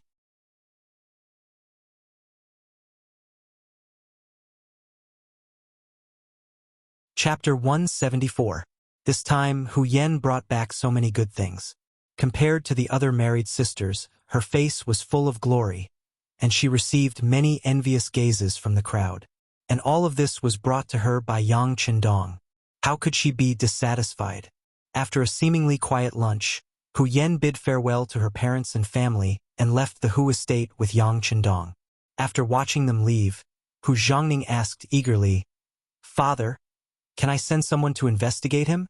The governor of the Brocade Guard originally had the power to investigate cases. This time, he planned to use his power to understand his son-in-law. "You can't. Zhongning, remember this. Although he is not as old as you, he is meticulous, farsighted, and farsighted. Even I can't compare to him. If you want to do anything, you won't be able to hide from him. If you do this, it will only hurt the relationship between the two of you. It is meaningless."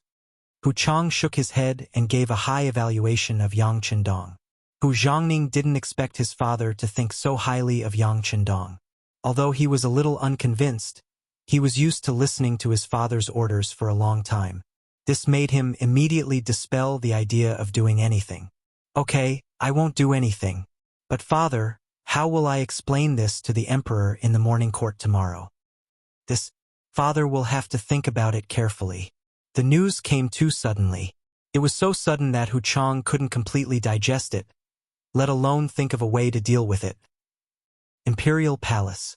When Zhu Qiu saw Jining appear in front of him, he immediately ignored his status as the emperor and got up. He asked anxiously, "How is it? Did you find out anything?" "Replying to your majesty, this subject has sent out a lot of spies and obtained proof that the loyal marquis really has a very elite army by his side.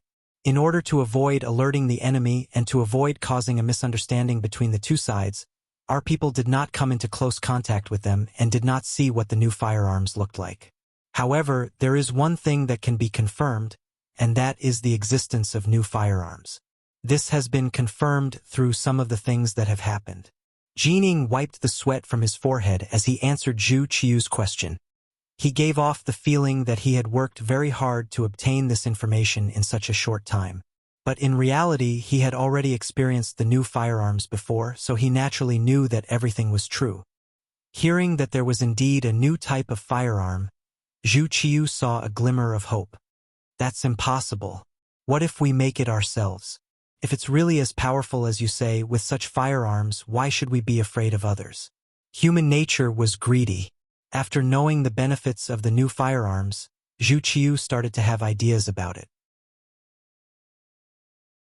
Perhaps it was because of his identity as the emperor that he had the misconception that everything under the heavens belonged to the emperor, and that all the good things under the heavens should belong to him. Jining had thought of this before, and she had paid a heavy price for it. She naturally knew that this path would not work. Faced with Zhu Qiu's wishful thinking, she could only say, "Your Majesty, I'm afraid this won't be easy." "What do you mean?" Hearing that the matter was impossible, displeasure appeared on Zhu Qiu's face. Jining was stared at by that stern gaze and her entire body tensed. She knew that if she did not explain the matter clearly, she was afraid that the emperor would hold a grudge against her. If she was not careful, he might even replace her and find someone more obedient to take power. Eunuchs were close officials of the emperor. Naturally, they enjoyed the benefits of being in a favorable position. This was also the main reason why they could become powerful and even have real power. At the same time, eunuchs relied on the emperor's favor. Once they lost this support, they were nothing. They would be chewed up by those officials in an instant and not even a scrap of bone would be left. Jining was well aware of the reasoning behind this. How could she dare to make Zhu Qiu unhappy? Seeing the emperor's dissatisfied expression, she hurriedly explained, "Your Majesty, think about it. Those mercenaries saved Ingzong's life on the battlefield. How could he not see the value of these people? However, they were not used by him. This shows that this matter is difficult to accomplish. As for how the Marquis of Loyalty and Courage used to convince those people, I'm afraid that we will need to investigate to find out."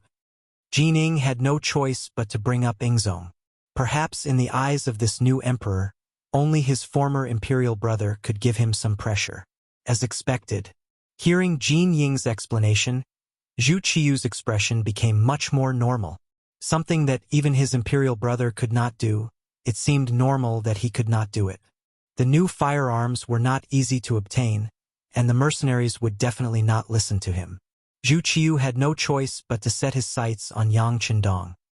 He had long heard of this gifted scholar, Yang Chendong, who he had even conferred the title of the Marquis of Loyalty and Courage, attracted Zhu Qiu's attention. "Beloved official, what do you think of the Marquis of Loyalty and Courage?"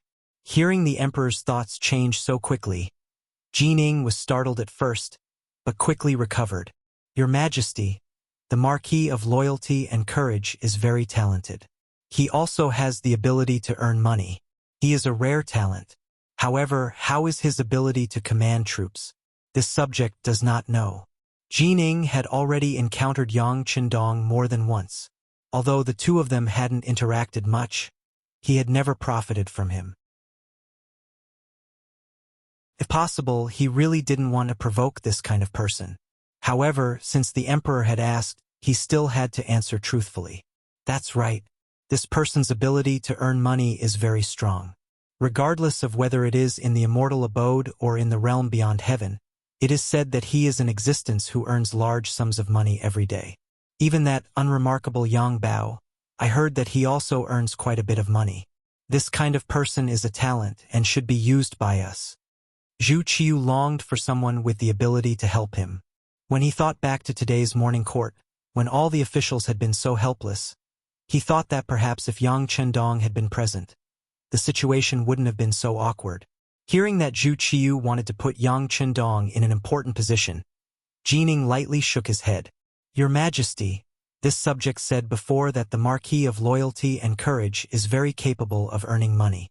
Thus, rather than calling him an official or a scholar, it would be better to call him a merchant. However, all merchants value profit over loyalty. No matter, it's good that he has a request. I'm afraid that a person has no desires. That way, we won't feel at ease using him. How about this, beloved official? Immediately go see the Marquis of Loyalty and ask him about the matter of asking him to go to war. If he agrees, we will give him command of the army." Zhu Qiu was truly decisive. He didn't doubt those he used and didn't use those he doubted. In this aspect, he was slightly better than Zhu Qizhen from Yingzong. At the very least, he wasn't so jealous. Since the emperor had given the order, Jining knew that it was useless to say anything else. He immediately nodded in agreement. This subject obeys. Soon after, just as Yang Chendong and Hu Yen returned to the Yang clan manor from the capital, Jining arrived. The current Jining was on the same level as Wang Jin. His power was so great that few people could compare to him. His arrival naturally attracted Yang Chendong's personal welcome. Welcoming Jining was simply giving him face. As the saying went, if you're good, I'm good, everyone is good. Until he had enough soldiers to peacefully take over the Great Ming dynasty, Yang Chendong didn't want to put on an aggressive front unless it was necessary. Yang Chendong and Jining were seated in the guest and host seats in a side hall. This had almost become a habit of Yang Chendong's. As long as it was a eunuch or a lowly person, no matter how much power they had, he would not receive them in the main hall. Those who could be received in the main hall were all people that Yang Chendong valued and admired. Jining naturally didn't know about this habit of Yang Chendong's. If he did, he would probably be burning with rage right now. Not only did he not know, but he also had a request to make. Upon seeing Yang Chendong, Jining became extremely courteous, maintaining a smile on his face. This one was too busy the last 2 days and was unable to attend the wedding of the Marquis of Loyalty and Courage. "I am truly sorry. You're too kind. Eunuch Jin is accompanying His Majesty. How important is that? Marquis marrying a wife is just a small matter." Yang Chendong chuckled, appearing completely unconcerned. In truth, he hadn't even asked Jining for advice on his wedding day. There were times when Yang Chendong would accommodate others for the sake of the greater good. For example, on a wedding day like this, he truly didn't want to see someone who was neither male nor female appear in front of him. Even some of his colleagues in the brocade guard, who were true men, had come uninvited. The only ones who had truly been invited were the court officials. Jining clearly knew this, but he had purposely raised this question to express his dissatisfaction. He also wanted to use this as a pretext to suppress Yang Chendong and have him take control of the conversation. Unexpectedly, Yang Chendong didn't feel the slightest bit of guilt. He used the excuse that marrying a wife was a small matter to cover it up. He didn't even say the most basic polite words. This little test made Jin Ing understand that the following negotiations wouldn't be too smooth. At the same time, he became more careful. The conversation changed from probing to straightforward. Marquis of Loyalty and Courage, you must already know about what happened at the morning court today. Someone has recommended you to lead the army against the Walla and raise the prestige of our country. Jin Ing was expressing that he understood his situation. He had just made a trip to Minister whose residence and must have received news of such an important matter. Now, please state your position. Jin Ing didn't have any intention of beating around the bush. When Yang Chendong heard this, he smiled. This was also good. He didn't have to probe too much and could save a lot of time. Alright, since Eunuch Jin's words are so straightforward, then Marquis will also state his position here. It's just a mere Walla army. To be honest, Marquis doesn't really care about them. I won't hide it from Eunuch Jin. Marquis has already contacted the overseas mercenary headquarters. The army they've sent to support our great Ming should be here soon.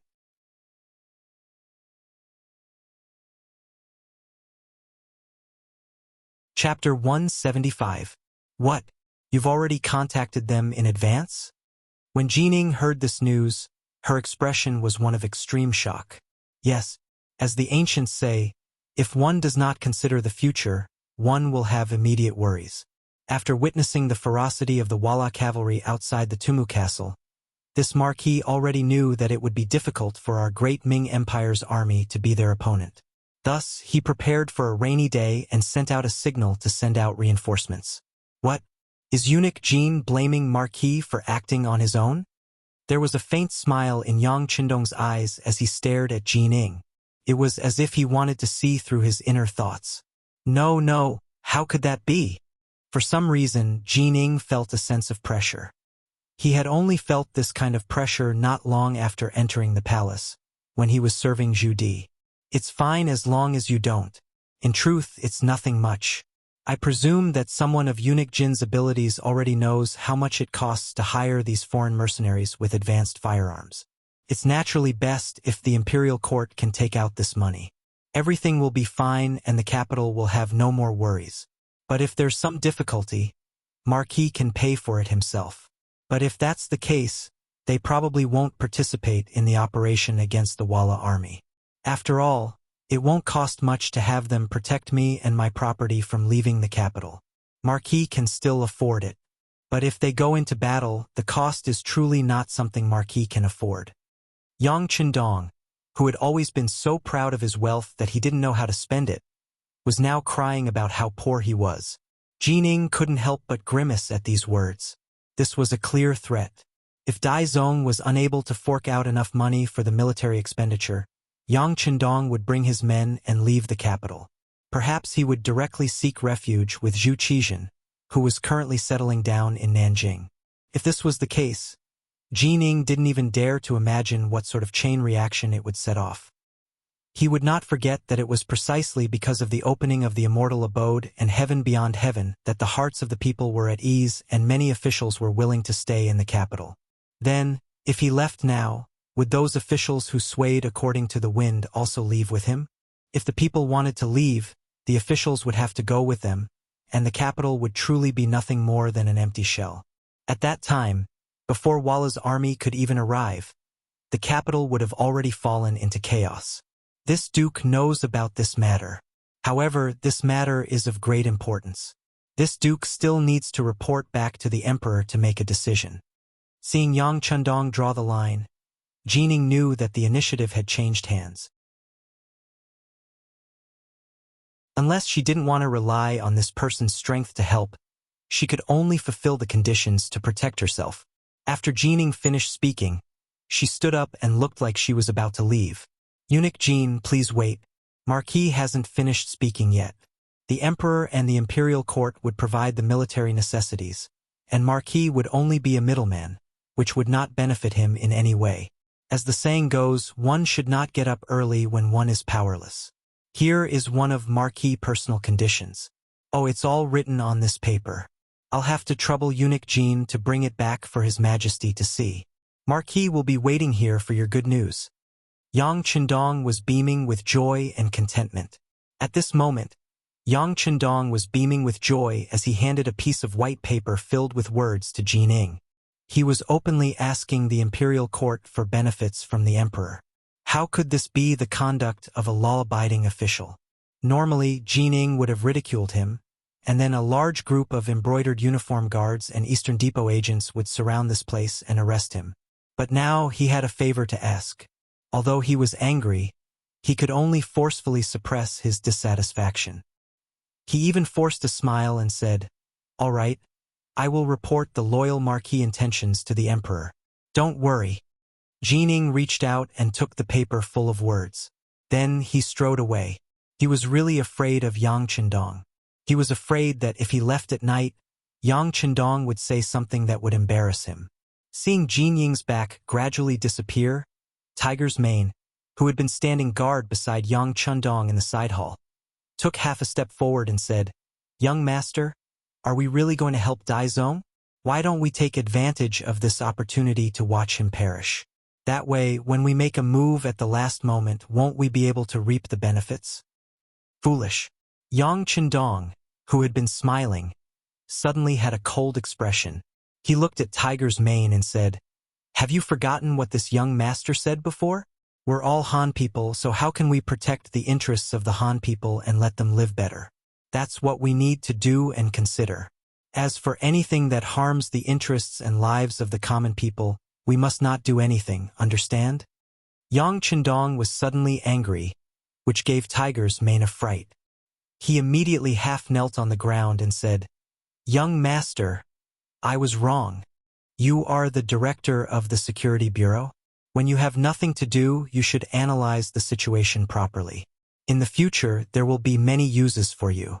If your ability proves that you can't keep up, then it's time for us master and servant to part ways." Yang Chendong sighed softly and said with a tone of disappointment. When he heard that he had to leave Yang Chendong because of this, Tiger's Mane was really frightened. His expression was blank and he said in fear, "Young master, don't worry. Tiger's Mane will definitely study hard and won't make such a mistake again." While Yang Chendong was teaching Tiger's Mane a lesson, in the carriage, Jin Ing had already opened the paper that Yang Chendong handed to her. When she saw the requirements written on it, she punched the window frame of the carriage and said angrily, "Loyal Marquis, you are really pushing your luck. Loyal Marquis, you are going too far." In the palace, after Zhu Qiu saw the piece of paper sent by Jin Ing, his expression changed unpredictably. In the end, he roared in anger. On the paper, Yang Chendong actually asked to open a bank of the Yang family, a business to deposit money. In other words, he wanted to build a private bank, a bank recognized by the Great Ming Dynasty. Money and soldiers had always been synonymous with ruling a country. Often, when you had these 2 points, it was equivalent to having the foundation to establish a new power or even a new country. Yang Chendong's request for Zhu Qizhen to agree to open a bank was equivalent to taking food from a lion's mouth. No wonder he was so angry. "No, I absolutely cannot agree to it." Zhu Qiu threw the paper in her hand to the ground, looking angry. Jin Ing bent down to pick it up and carefully came to Zhu Qiu's side. "Your Majesty, please calm down. For the sake of your health, don't be so angry." "How can I not be angry? This Yang Chendong clearly wants to loot a burning house. Does he really think that without him we won't be able to defeat the Walla? At worst, I will personally lead the army into battle." Zhu Qiu was so angry that he was almost roaring. It was obvious how angry he was at this moment. When Zhu Qiu mentioned leading the army into battle, Jin Ing somehow thought of Wang Zhen's death in the chaos of the army. She couldn't help but shiver. She quickly advised, "Your Majesty, you can't.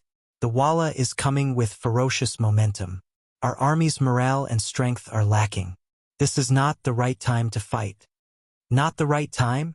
Even if I can't defeat them, do you think that Yang Chendong can defeat them? Or do you think he is stronger than me?" Zhu Qiu was so angry that he lost his head. At this moment, he was so angry that he questioned Jin Ying. Jin Ying's face was filled with fear and trepidation. She knelt on the ground with a thump. "Your Majesty, you have a body of gold. You are the true dragon, the son of heaven. Naturally, there is no one more powerful than you in this world." However, that Yang Chendong didn't rely on himself. He hired mercenaries with new firearms with a large sum of money. Mercenaries? That's right. Since they can be hired with a large sum of money, why can't we? How about this, my beloved official, you think of a way to contact those mercenaries. We will also pay how much money Yang Chendong is willing to pay. I don't believe that they can't be used by us. Zhu Qiu was ruthless. He decided to throw money at them and compete with their strength. After the Great Ming Dynasty was ruled by Ren, there was a lot of money in the national treasury. If it was a competition of wealth, how could the newly developed Yang Chendong be a match for a country? Seeing that Zhu Qixin's eyes were almost red from anger, Jin Ying knew that she couldn't refuse this matter. He immediately agreed and then quickly left the palace. He was very suspicious that if he continued to stay, he was afraid that if he was displeased, he would be in big trouble. When faced with an enraged emperor, it was better to stay away from him. The embroidered uniform guards and the Eastern Depot were very efficient. They had long since begun investigating who the leader of the mercenaries was. In addition, Yang Chendong hadn't tried to hide anything. Since this force had already been exposed, they had no intention of withdrawing it. Sooner or later, they would have to announce it to the world. Since that was the case, they might as well do it openly. What harm was there in letting others know? After finding out that the leader of the mercenaries was called Xiao Feng, and that he was a citizen of the Great Ming Dynasty, Jin Ying brought a few of her trusted subordinates to meet him in an unremarkable restaurant. Ever since the immortal abode appeared in the city, the business of the other restaurants had been greatly reduced. In the past, some of the tycoons rarely patronized the restaurant, and the restaurant was barely hanging on despite the death of its owner. The restaurant they met in was in such a miserable state. She asked to reserve the entire restaurant, and even threw down 10 taels of silver. The owner readily provided the location. By the time Xiao Feng appeared, Jin Ying had already drunk 3 cups of tea. With his current power, there were very few people who could make him wait like this. A trace of impatience appeared on his face. It wasn't until Xiao Feng appeared with 2 of Lung Feng's subordinates that a trace of joy appeared on his face. "Company Commander Xiao, I'm here." Xiao Feng, who was attracted by the shouts, only casually raised his head to take a glance. He then calmly walked towards the 2nd floor. His footsteps did not have the slightest intention of speeding up because of the other people waiting. All of this was seen by the few embroidered uniform guards who had followed him. Perhaps it was because they were used to being arrogant, but when they saw someone even more arrogant than them, they were naturally unhappy.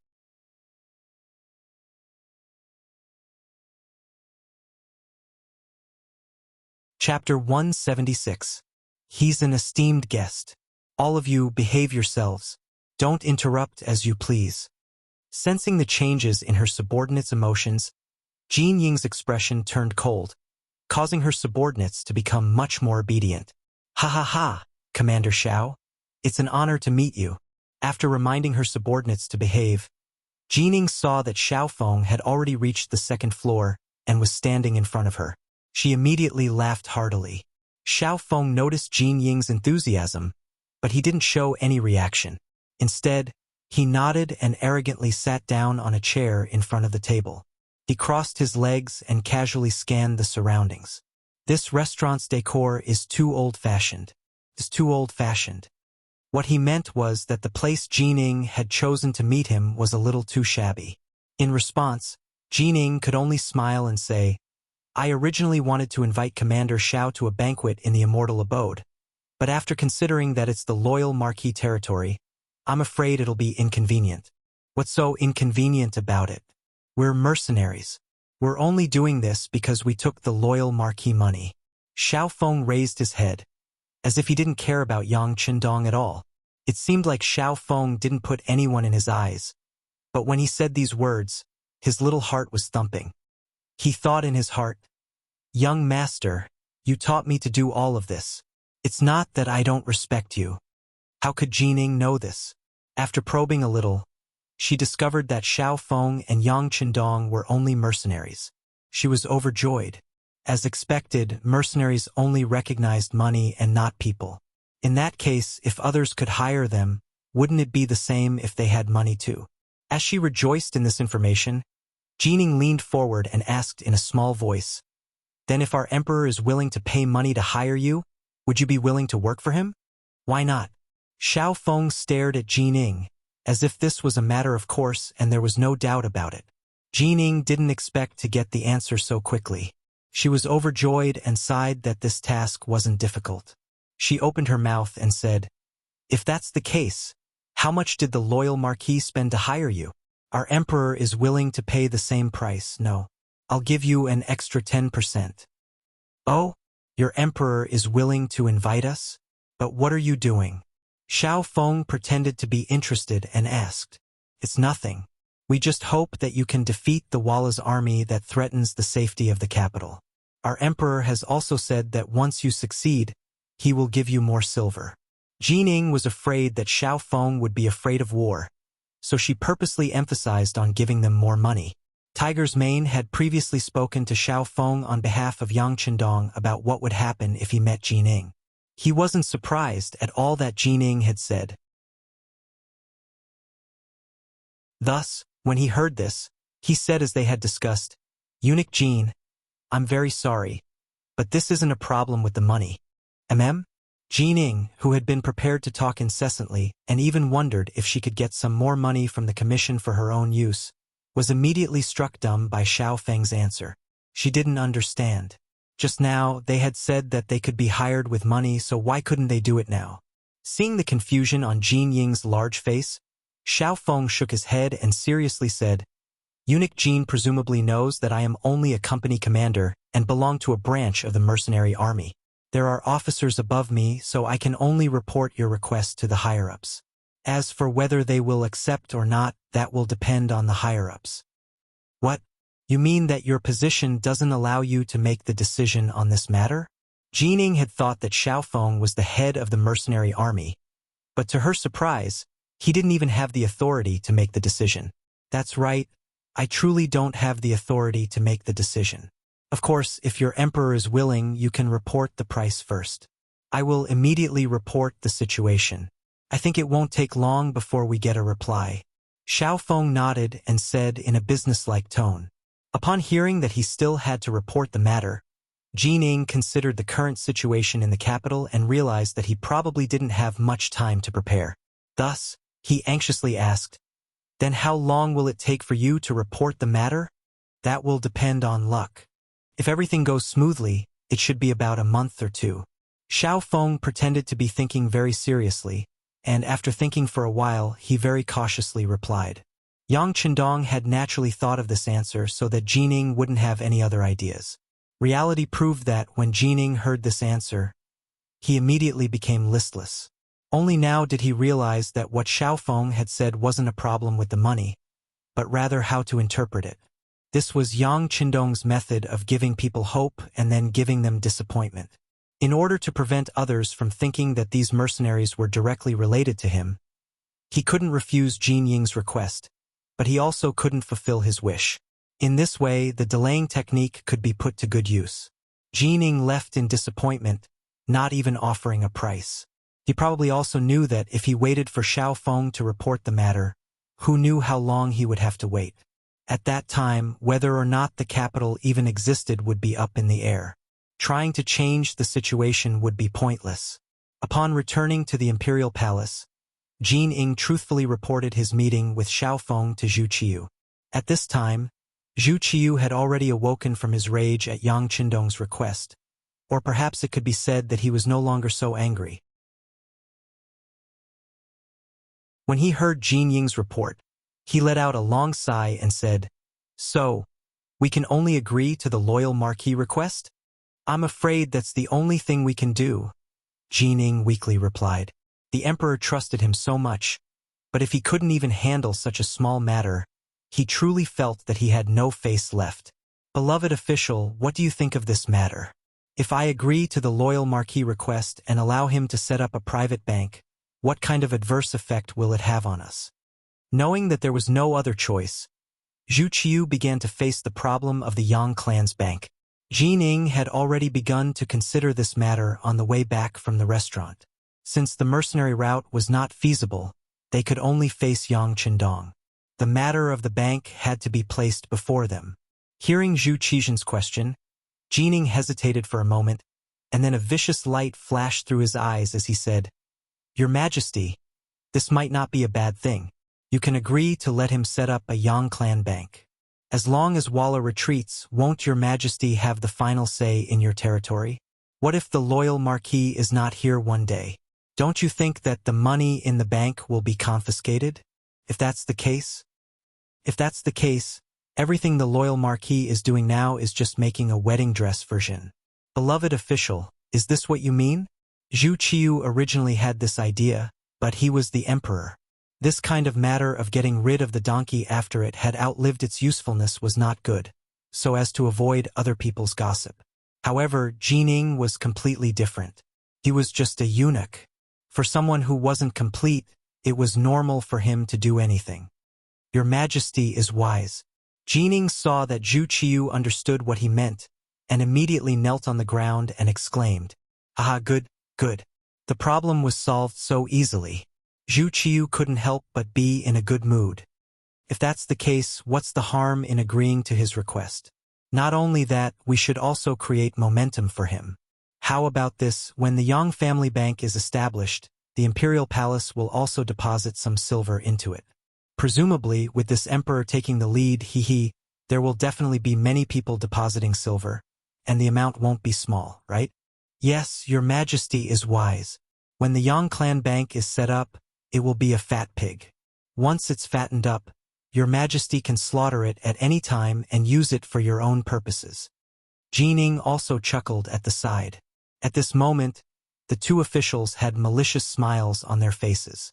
If Yang Qindong saw this, he would definitely be overjoyed. In the Yang clan manner, Xiao Feng had already rushed back and reported the first sentence he said to Jining from the beginning to the end of their meeting. If Jining was present at this moment, she would definitely be very surprised. Company Commander Xiao Feng, who had said that he didn't care about the loyal marquis, was now so respectful and careful when he saw Yang Qindong. "You've done well. Go and have a good rest." Yang Qindong, who was very satisfied with Xiao Feng's performance, smiled and watched him leave. He knew that after this meeting, even if Zhu Qiu didn't agree, he would have to agree. In this way, the Yang clan bank would be recognized by the imperial family, and its development would be just around the corner. Of course, with Yang Qindong's intelligence, it was impossible that he hadn't thought of Zhu Qiu's revenge. However, killing him was undoubtedly a fool's dream. He would let the other party be happy for a while. When the Yang clan bank really became strong, it would be too late for regrets. Tiger's Mane, immediately send a message to Gao Xiong in Qiqian City. Have him transport all the gold stored in the city and plundered from the sea to the capital. I have great use for it. Yang Qindong gave the order after some thought. The matter of the Yang clan bank would soon be resolved. In comparison, this was a profitable business.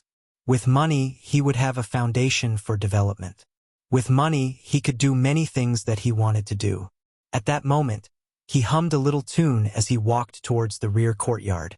There were 4 outstanding beauties waiting for him there, waiting for him to appear.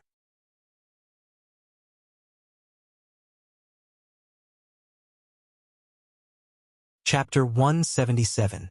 In the main hall of the Imperial Palace, the officials had gathered early in the morning for a meeting. There was only one topic for this so-called meeting.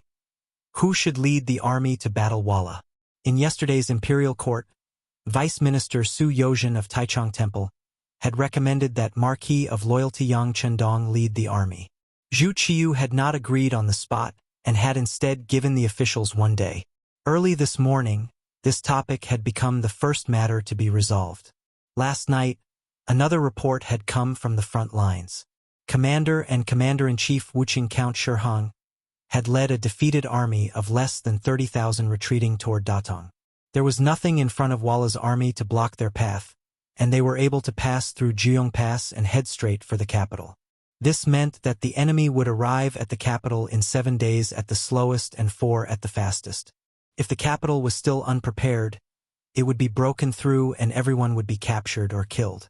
With the situation so grim, a candidate had to be chosen. Jining announced the news she had received last night in front of all the officials.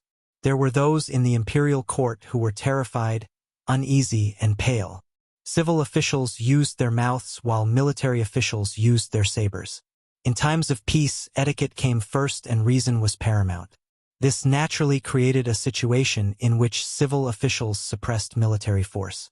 But in an emergency situation, reason naturally did not make sense. Trying to reason with the enemy was tantamount to telling a tiger in the mountains to switch to a vegetarian diet. How laughable was that? It was no different from walking into the tiger's den. When they saw that the war was unavoidable, the civil officials naturally shut their mouths. On the contrary, they even revealed expressions of fear. They were completely different people compared to how they were in the past, talking about the past and discussing the present. Who wouldn't be afraid of death? After repeated defeats, Walla's army had placed an enormous pressure on the officials. One could truly say that they paled at the mere mention of it. In this situation, now that there was a candidate to recommend, the officials naturally did not hold back on their praise. Minister of War Yiming proposed that Marquis of Loyalty Yang Chendong lead the army. This new minister was truly rather afraid that if there was no suitable candidate, Dai Zong would have him lead the army into battle. If that happened, what difference would it be from sending him to his death? With the Minister of War taking the lead, the other officials naturally agreed. At this moment, they were treating a dead horse as if it were still alive. And it wasn't just the officials. Even Hu Xiao and Hu Chongning, who had opposed the idea yesterday, were now among the officials who supported it. Not only did they support Yang Chendong leading the army, they also requested that he be given great authority. They also said that if the army could not be unified, countless variables could appear on the battlefield. Obviously, when they returned to the Hu estate yesterday, Yang Chendong's words could be considered to have convinced the Hu father and son, which was why they had such a change today. The crowd of courtiers almost unanimously supported Yang Chendong.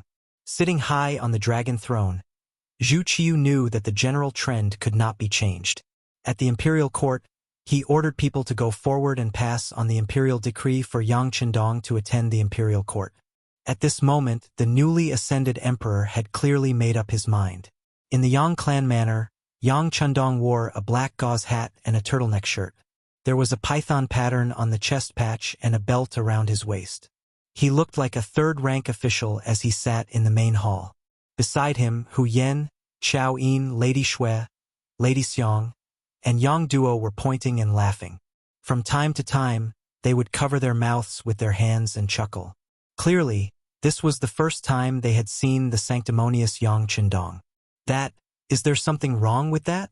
Seeing that the 5 women's eyes were so curious and changing, Yang Chendong finally couldn't help but ask if there was a problem. No, it's very good. I used to see grandfather and father dressed like this when they went to court. I just didn't expect 6th Lang to have such a day, so I'm very curious. Hu Yen covered her mouth and chuckled while shaking her head.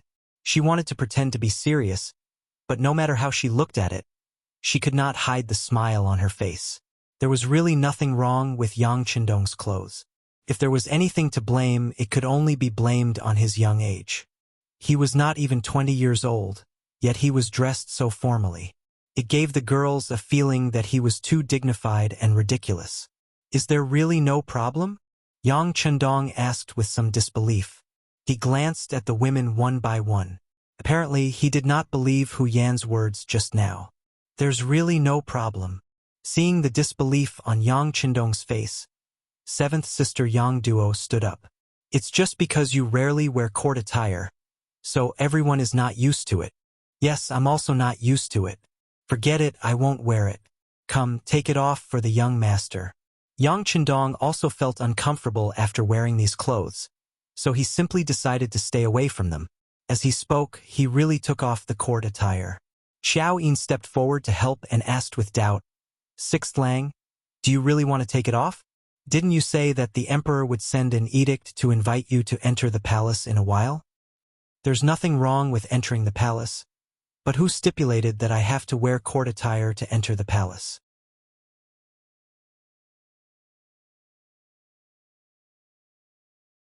He had beaten Wang Go and received the treatment of beating the drum.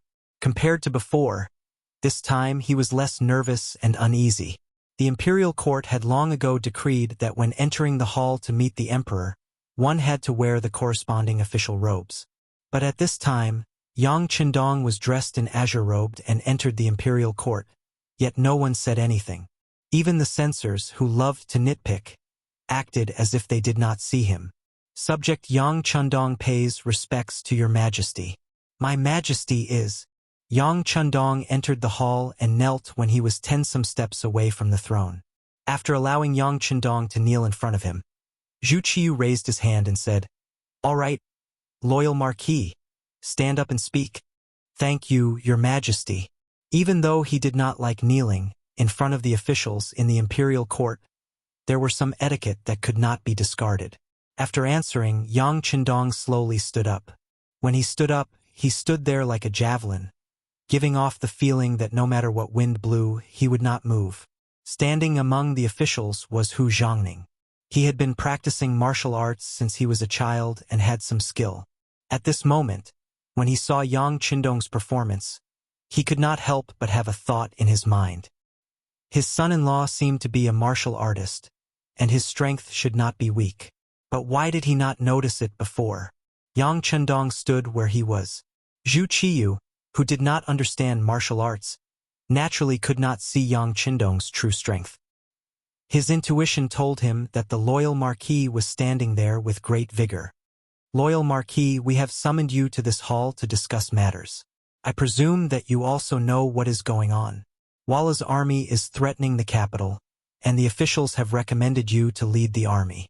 We also believe in loyal Marquis, but are you willing to do your duty for the country? Even though he had already sent Jining to privately discuss this matter with Yang Qindong, he still had to do his duty. At this moment, he still had to go through the proper procedures. This subject is willing to do his duty for the country, share His Majesty's burden, and do his best for the peace and prosperity of the great Ming. Anyone could say beautiful words, and at this moment, Yang Qindong had put on a perfect display of the relationship between ruler and subject. Good. Zhu Qiyu was elated to see Yang Qindong so readily agree. Loyal Marquis, hear this. You are made General of Swift Cavalry, primary second rank, and left Commander-in-Chief of the 5 armies of the capital. You are in charge of the large and small armies of the capital, and you are in charge of all the soldiers in the city. Since he was going to be put in an important position, and at this critical moment a promotion was only natural. As for controlling all the soldiers in the city, this was naturally because of the urgency of the situation, and he had no choice but to give Zhu Qiyu this important authority. Zhu Qiyu was keenly aware that this was a battle of life and death, so he naturally could not be careless. You're tuning in to the Journey of the Soul YouTube channel. Don't forget to subscribe and join us on this journey to catch the most captivating stories.